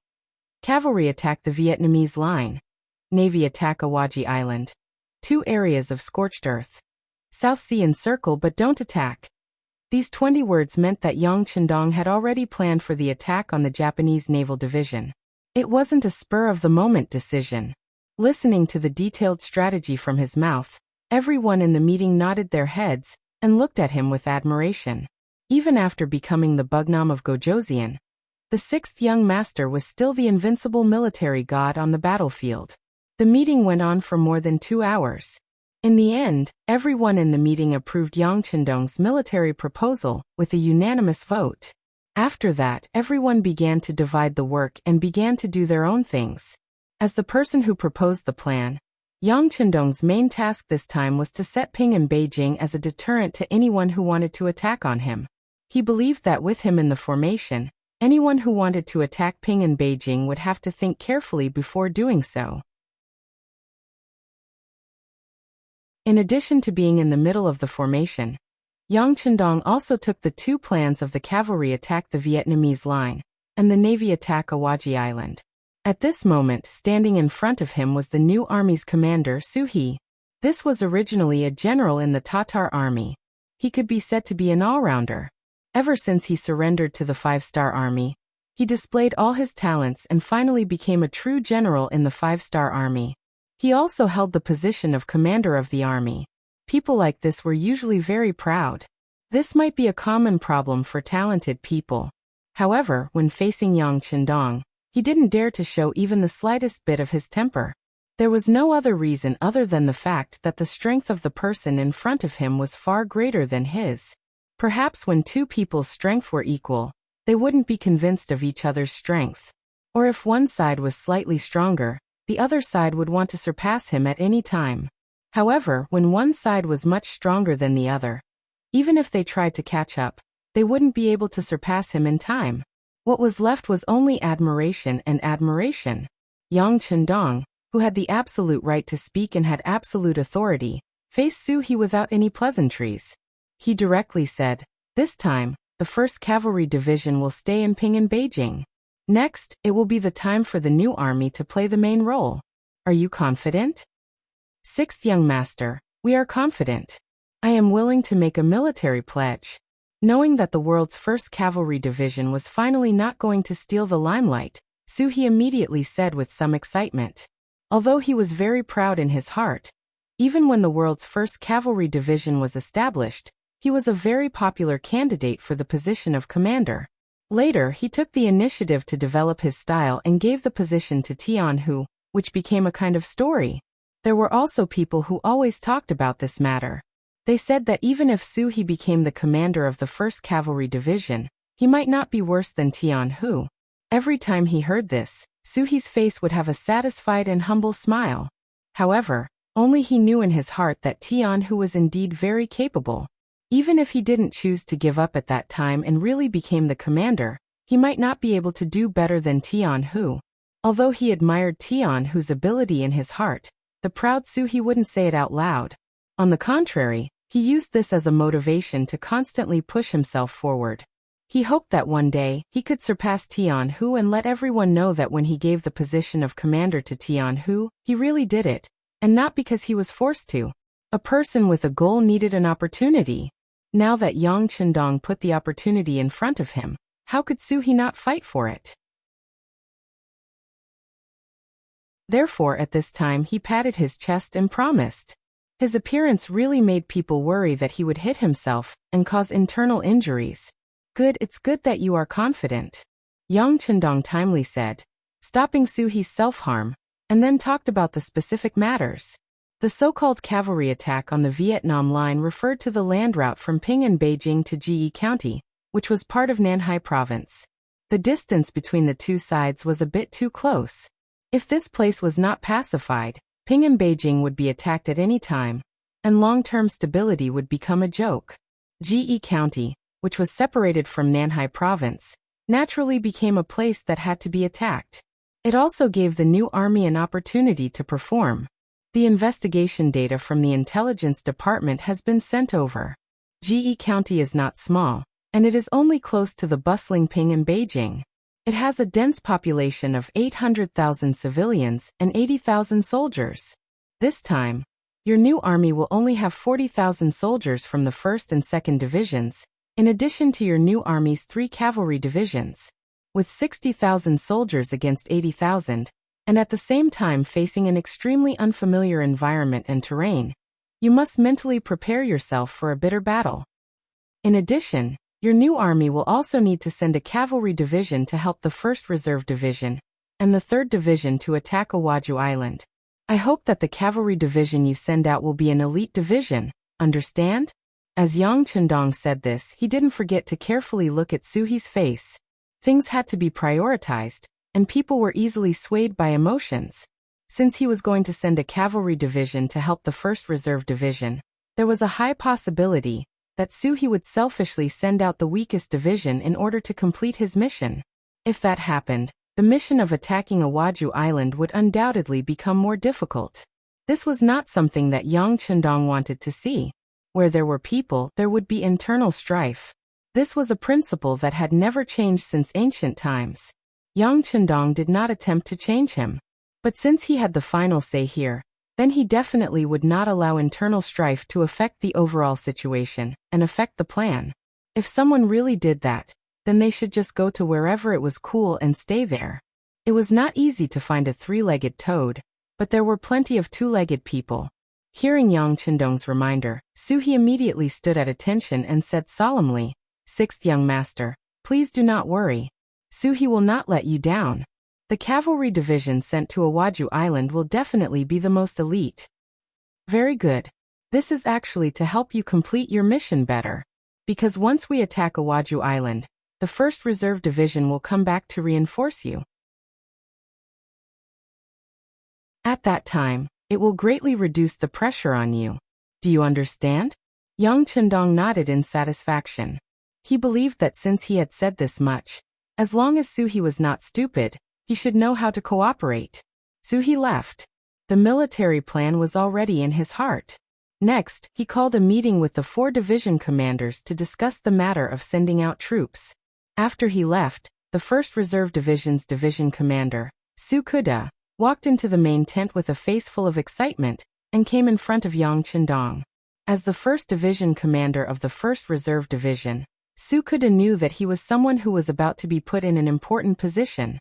He was the important reserve cadre that everyone was talking about. The premise was that as long as he performed well, his future would naturally not be worrying. Therefore, during his time as the division commander of the 1st Reserve Division, he scrupulously abided by his duties and only focused on his job. That was to gather the veterans who had been on the battlefield and had been tempered by the battlefield under his wing. He took care of them and trained them strictly. Considering that the 1st Reserve Division did not have any war missions and only continuously absorbed qualified and mature veterans, and continuously accommodated them, it caused the original 20,000 people of a division to reach the current 35,000 people. It was completely qualified to be called an army. Although he was called a division commander, he was indeed leading an army of soldiers. If it were any other general, they would have already become arrogant. At the very least, they would have taken the initiative to ask for money and use this to expand their influence. However, when it came to Su Kuda, he did not do that. Not only that, but he also changed from a division commander to a logistics manager. Considering that the soldiers were from various ethnic groups and regions, he did his best to care about their lives and not let them have the thought that they were excluded from the collective. It was precisely because of his correct guidance that although the composition of the 1st Reserve Division was extremely complicated, there were no incidents of infighting among the soldiers. This was already very difficult. This naturally attracted Yang Chendong's praise and attention. Since he was a useful talent, Yang Chendong naturally would not let his own hands be covered in dust. This time, he called Su Kuda over to assign him an important military mission. Good steel could not always be polished. It had to be unsheathed to see blood.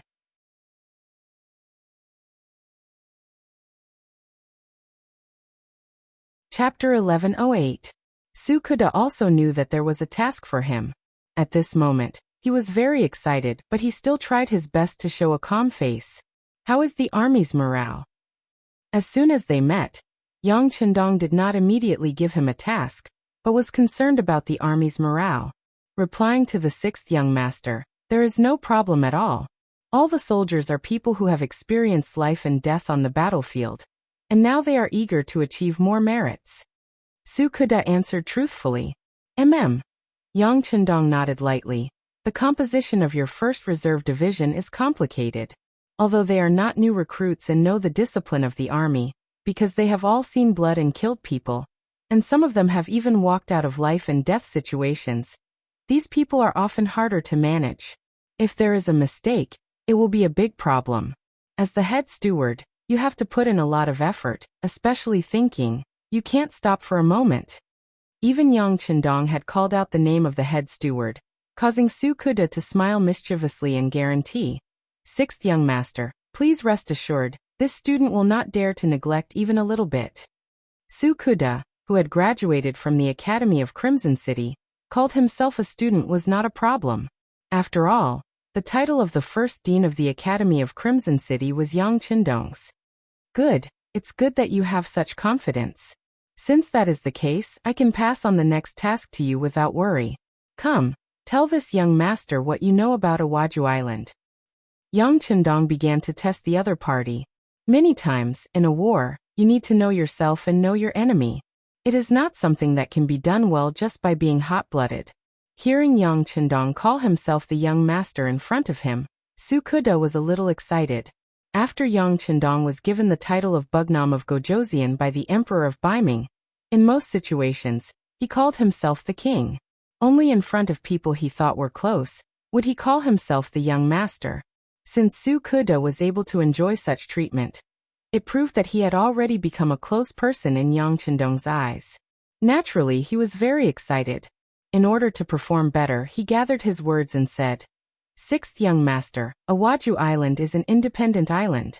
It is the bridge between Nanhai Province and Ge Prefecture, as well as the transit station for goods. As long as we occupy this place, the entire South Sea Road will be isolated. Listening to Sukuda's knowledge of Awaju Island, Yang Chendong nodded with satisfaction from time to time. It was good that the other party had done the work in advance. He liked the officers under him to use their brains. Only such people could better deal with complicated situations. Only then could they cope with changes by sticking to the status quo. Only then could they take charge of one side of the battlefield. Not long after, Sukuda also left in satisfaction. In the end, Yang Chendong handed the task of capturing Awaju Island to the 1st Preparatory Division. There were 50,000 Japanese army soldiers there. It was enough to fill their stomachs. Of course, what made Sukuda even more excited was that Yang Chendong had already promised that if the 1st Preparatory Division had soldiers who performed well, they could be considered to be promoted to the Cold Front Division, or the 1st World Cavalry Division. Whether it was the Cold Front Division or the 1st Cavalry Division, they were all the best of the best in the 5-star army.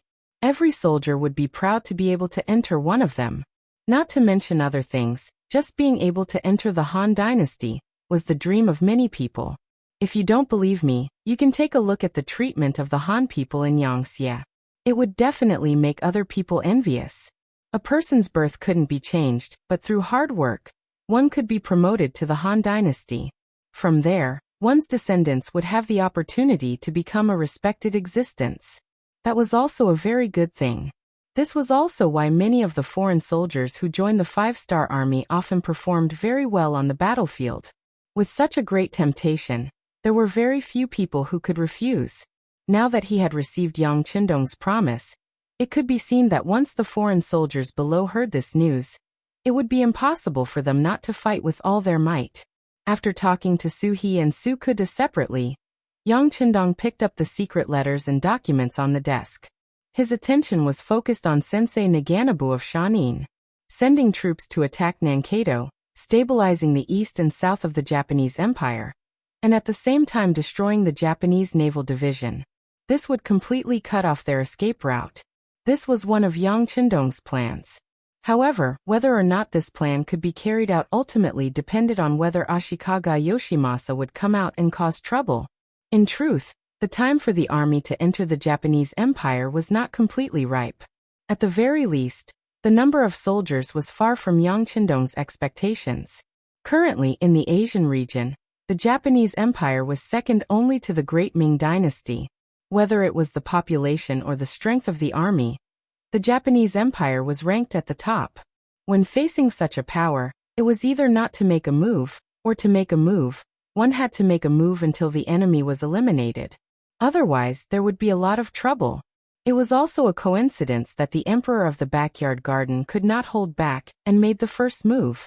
After the first attack failed, Yang Qindong fell into a passive situation.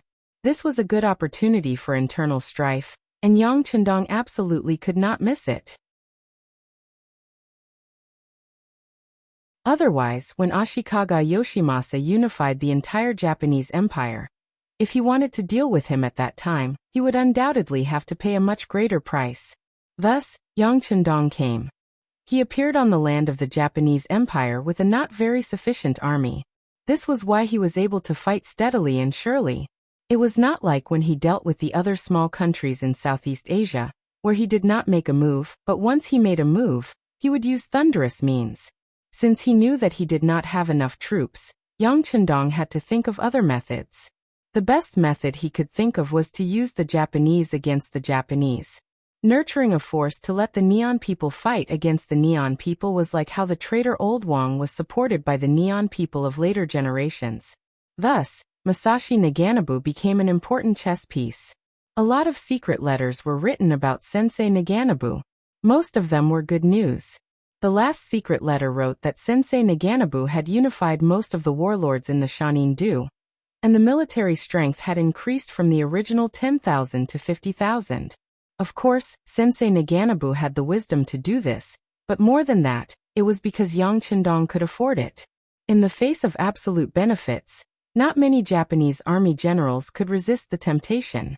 It was just that 50,000 people were not enough to face the 100,000 troops, led by Maori regularization, that were about to enter the Shanin-do. Looking at the secret letter, Yang Qindong hesitated for a moment, then wrote a note.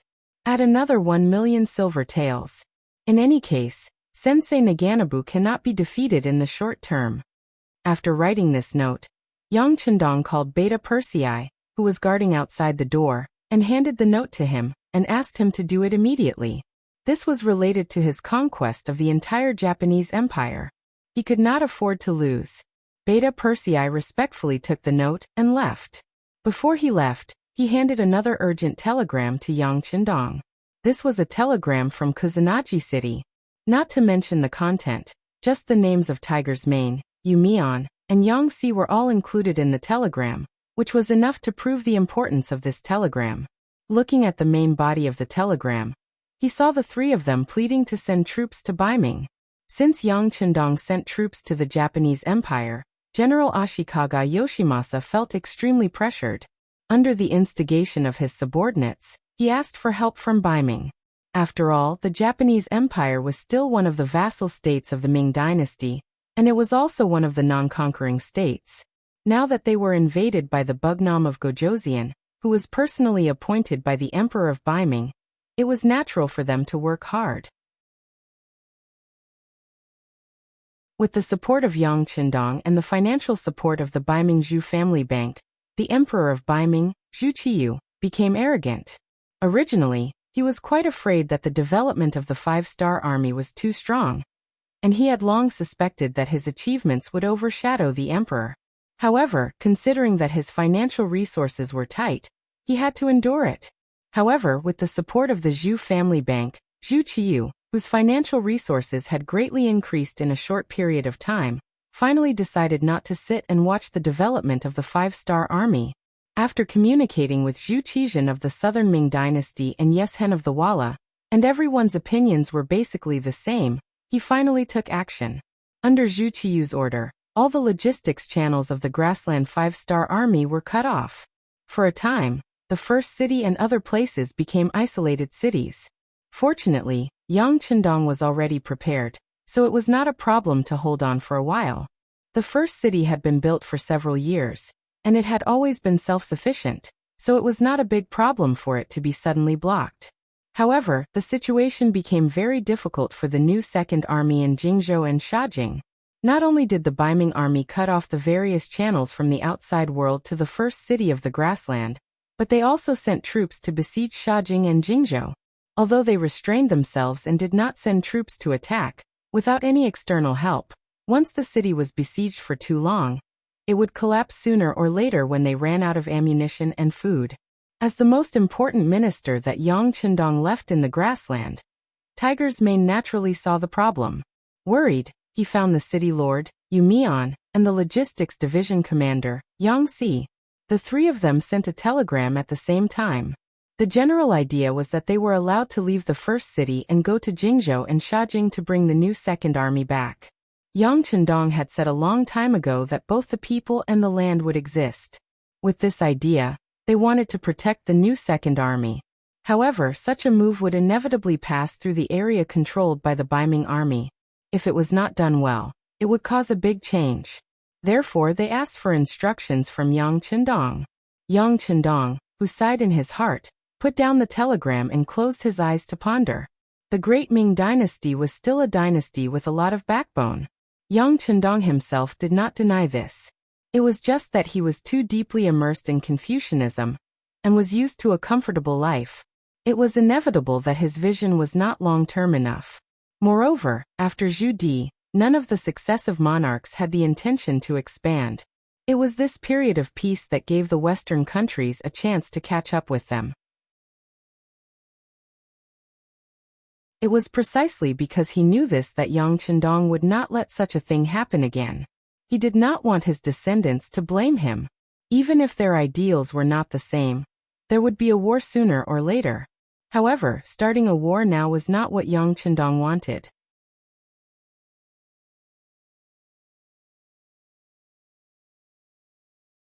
Chapter 1109. The war with the Japanese Empire was in a stalemate. If things went wrong, all their previous efforts would be in vain. If the war with Baiming broke out again, not to mention the limited military strength, it was still unknown whether Kikian City's economic system could support two wars. Even so, Yang Qindong still did not regret helping Zhu Qiyu establish the Zhu family bank. This was because it was an act of harming the Great Ming Dynasty's foundation. Even though it was temporary, once there was a problem, it would be the beginning of the collapse of the Great Ming Dynasty. However, it would take time for that to happen, maybe a few years. Without external help, it might be possible to hold on for decades. Yang Qindong could not place all his hopes on the other side to collapse. However, if he did not wait, did he really have to send troops? Not to mention, the intelligence department had already reported that Baiming, South Ming, and Walla had formed a temporary alliance. In terms of military strength, he was at a disadvantage. Even if it was only against Baiming, the five-star army would not be able to win. Tiger's Man and the others' worries were reasonable. Fortunately, the new Second Army's commander did not call back to report. This was enough to show that the situation might be very serious, but at least he could hold on. This was the only thing that Yang Qindong was happy about.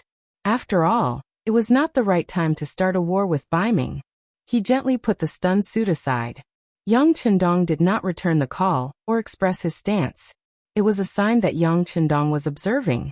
The most important thing now was to take down Nanhai. As long as the Japanese Empire's navy was completely destroyed, they would be able to control this area. At that time, no news about this place would be leaked. He wanted to see what Zhu Qiyu would do in the absence of any news. 5 days after the high-level military meeting, the military operations against Nanhai began one by one. The first to act was the ships of the 4th Division. They suddenly appeared in the waters of Awaju Island, and then attacked with artillery, destroying all the ships on the island's dock. Then, the transport ships sailed to the dock, and the 60,000 soldiers led by the 1st Reserve Division disembarked. At this point, the attack on Nanhai Road had officially begun. As the main base of the Japanese Naval Division, they rarely participated in their own country's civil war. Their main territory was on the sea, which gave them a great advantage.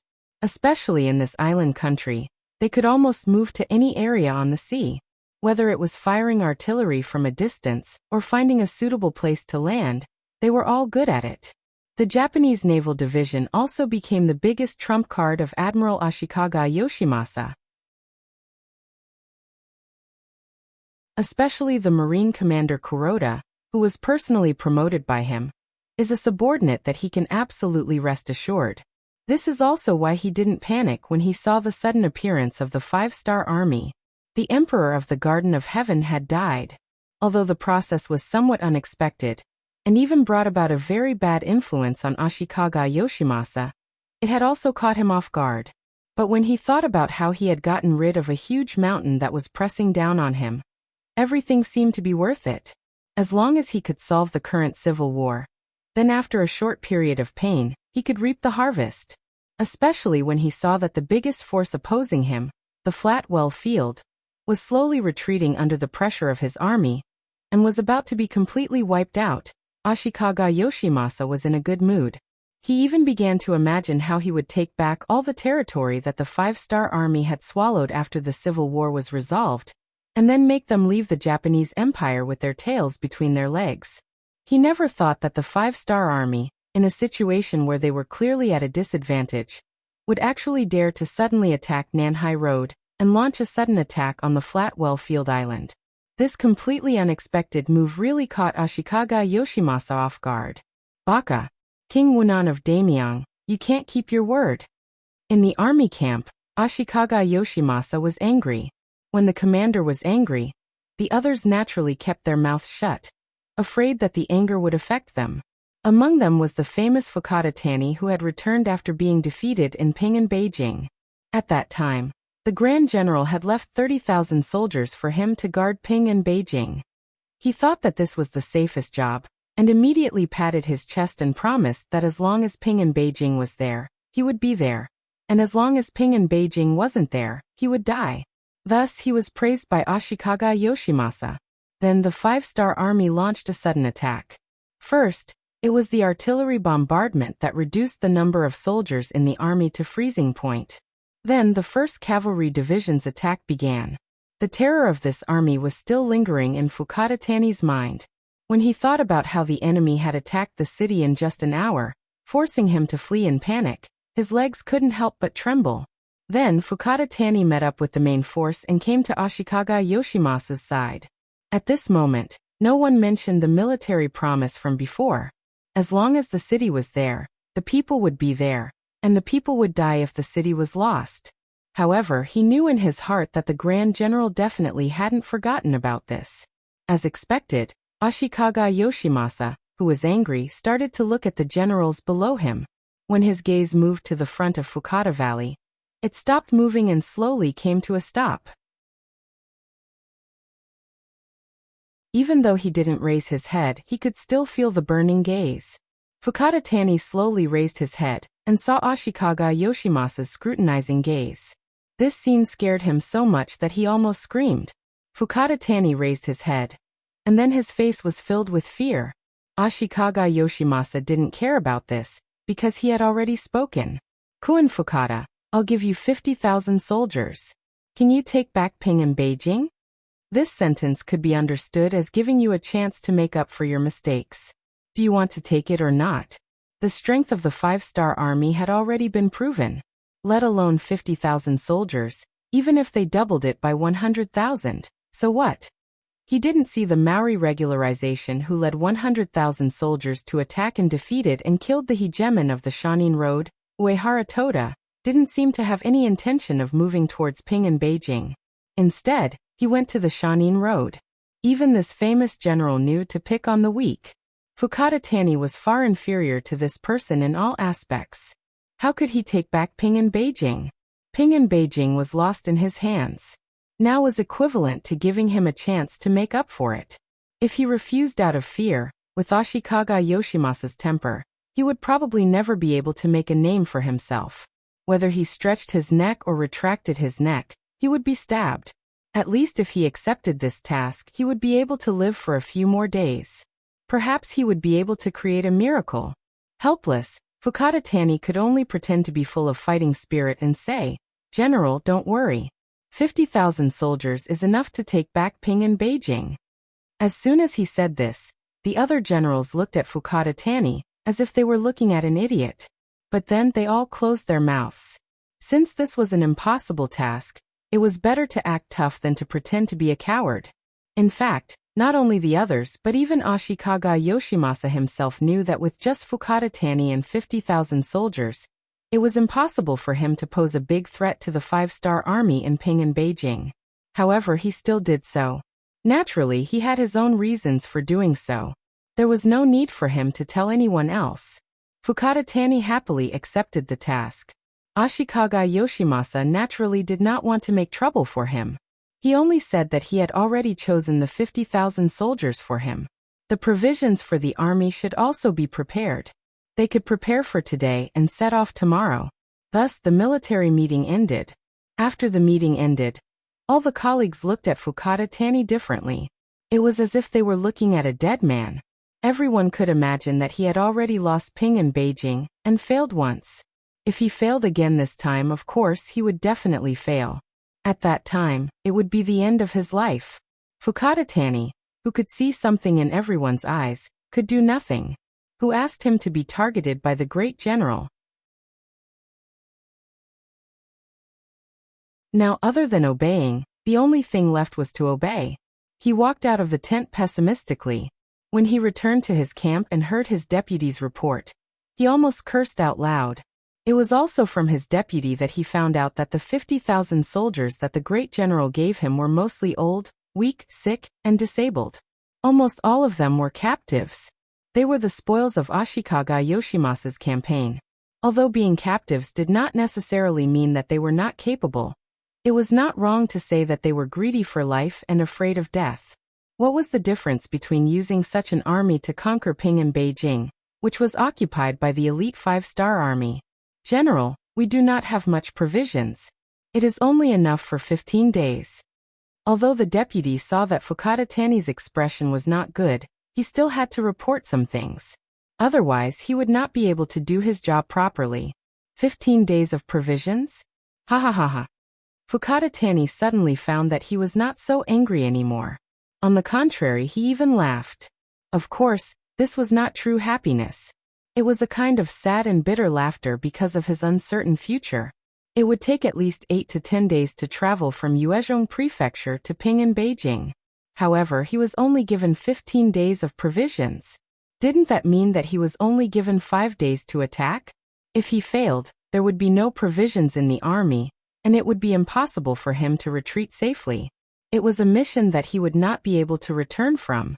Fukada Tani did not understand why the great general made such an arrangement. Was it just because he was not pleasing to the eye? Then why didn't he just give the order to kill him directly? Why was this so? Of course, only Ashikaga Yoshimasa knew the reason. At this time, in his tent, the captain of the samurai team, Yamaguchi Fukada, was standing there with a nervous expression. Previously, he received the mission to kill Matsumoto Kazuma. Although he did not see the corpse, based on his many years of experience, he thought that his old opponent who had lost too much blood would definitely die. When he returned to the great general, he reported the same thing. But who would have thought that in the end, Matsumoto Kazuma did not die? Instead, he stood up and publicly accused the great general.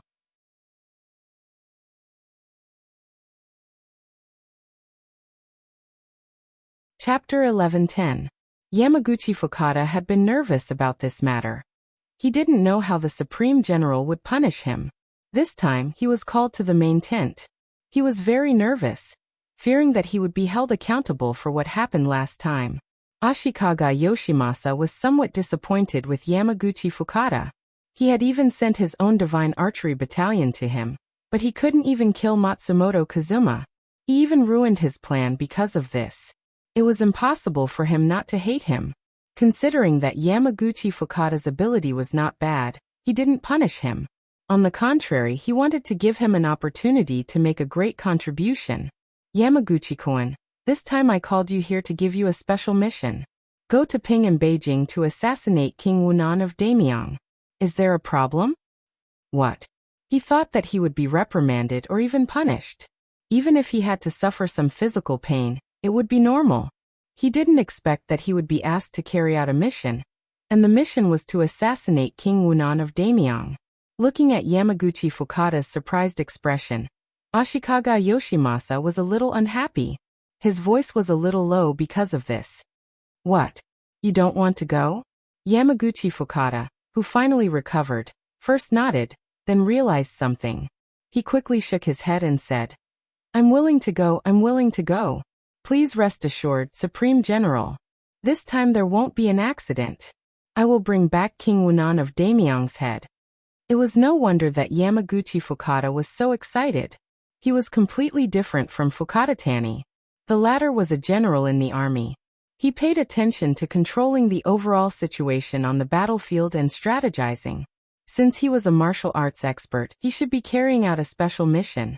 It would be a great waste to throw such a person into the battlefield and fight him openly. It was precisely because of his position that Yamaguchi Fukada knew that his opportunity had come after hearing the Supreme General's mission. If he could complete it well, it would be a matter of fame and fortune. It would also make up for some of his previous mistakes. He wouldn't have to live in fear in the future. Yamaguchi Fukada's excitement was within Ashikaga Yoshimasa's expectations. If samurai were afraid and knew fear, then perhaps the Japanese Empire would really be hopeless. After getting a satisfactory answer, Ashikaga Yoshimasa reached out and patted Yamaguchi Fukada's shoulder. He said very encouragingly, very good. There will be people in Ping and Beijing who will cooperate with you. Fukada Tani's 50,000 soldiers will also attract the enemy's attention and create an opportunity for you to act. Hey, Supreme General, please rest assured. If I can't complete the mission this time, Yamaguchi won't come back. He made his own promise. Samurai were not like soldiers. They were true to their words. If they said so, then they would really live and die together with the mission. This made Ashikaga Yoshimasa even more happy. He seemed to have seen the scene of King Wunan of Daimyong being killed. At that time, the leaderless five-star army would be nothing in his eyes. On Yang Chendong's side, some information about Ashikaga Yoshimasa had also been sent to him. When he saw that the Supreme General of the Japanese Empire had sent 50,000 soldiers to attack Ping and Beijing, he couldn't help but smile. Did he think that 50,000 soldiers could threaten the safety of Ping and Beijing? The one who had come was Fukada Tani, whom he had defeated before. Yang Chendong really didn't know what to say. Of course, he was not a god. He didn't know that a samurai team was secretly coming to Ping and Beijing to take his life. Now he was thinking about how to deal with the 50,000 Japanese army. Ping and Beijing had been occupied, but it wasn't very peaceful. After all, in the eyes of the Japanese Empire, Yang Chendong was an invader. Most of the people could only swallow their anger because of the strength of the five-star army. However, there were still some people who had been resisting. It was just like when they invaded China in the future. Many people resisted in various ways. Although they were called ordinary people, they were nothing in front of the armed soldiers. However, many ants could bite an elephant to death. Therefore, during this period of time, Yang Chendong had been leading the migration of people. Speaking of which, why was there so little resistance when Yang Xie had occupied so many places? It was because of the migration of people.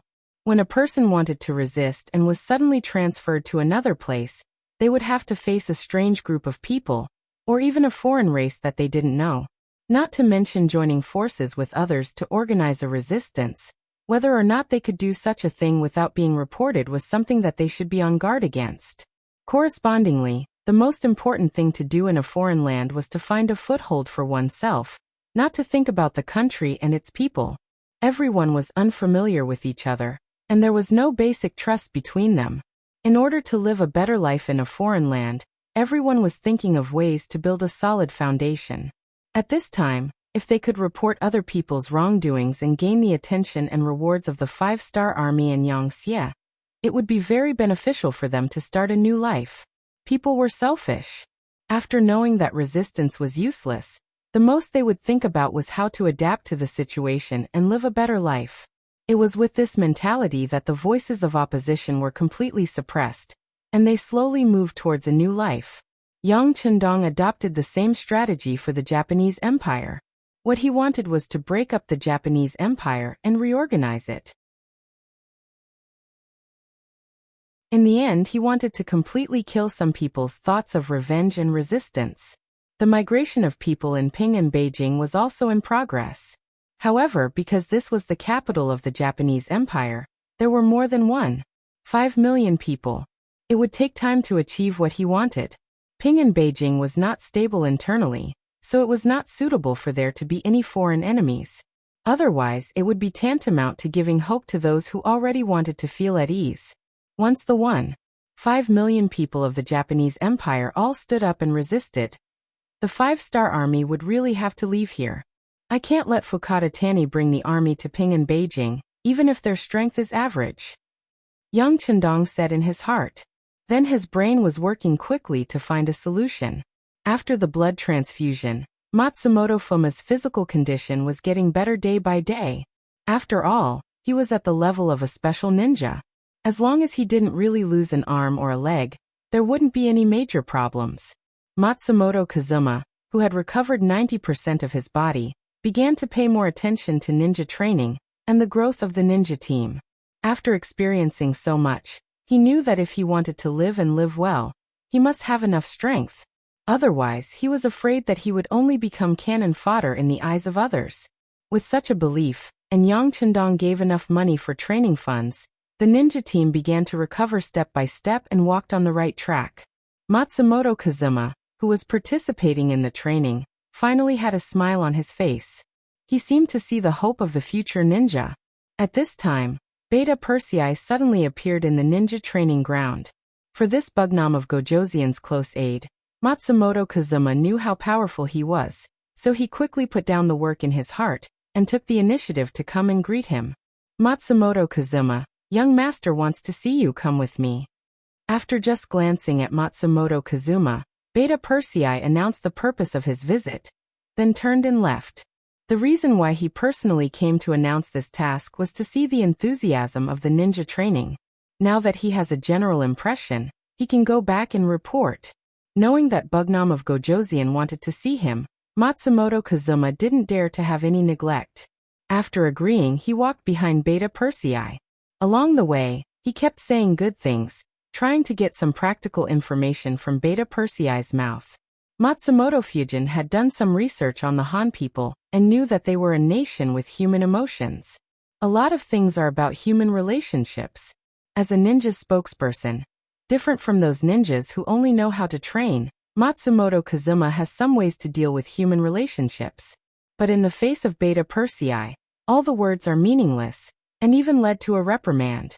Matsumoto Kazuma, I'm warning you for the last time.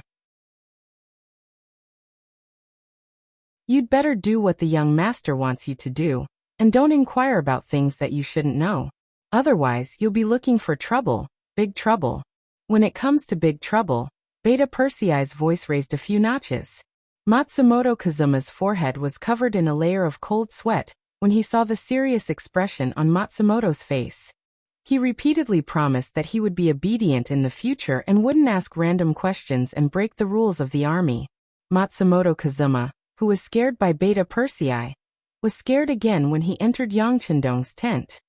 Matsumoto Kazuma, I'll give you a task. If you complete it well, your ninja training fund will be increased by 50,000 silver. If you don't complete it well, you have to be prepared to lose your life there. The polarization was so serious that Matsumoto Kazuma didn't know what to say, because from beginning to end, he didn't have a choice. Thinking of Beta Persei's warning, he had to pinch his nose and said, Yes, please give the order to Bugnam of Gojoseon. Well, the task is very clear. Persuade Fukada Tani, who is rushing to Ping and Beijing, to turn to Shanin Road and cooperate with Sensei Naganabu there to deal with Maori regularization. After giving out the task very simply, Yang Chendong sat with his arms crossed and looked at Matsumoto Kazuma, waiting for his answer. Persuade Fukada Tani. This is the way Yang Chendong came up with to deal with Ashikaga Yoshimasa. If the task is done, there will be no war in Ping and Beijing, which is of course very important for the smooth implementation of the migration plan. As for whether it can be done or not, he is not worried. It just depends on whether the price paid is enough. On the contrary, the person to be sent to persuade him gave him a headache. Later, he found out from the resources that Matsumoto Kazuma and Fukada Tani have a good personal relationship.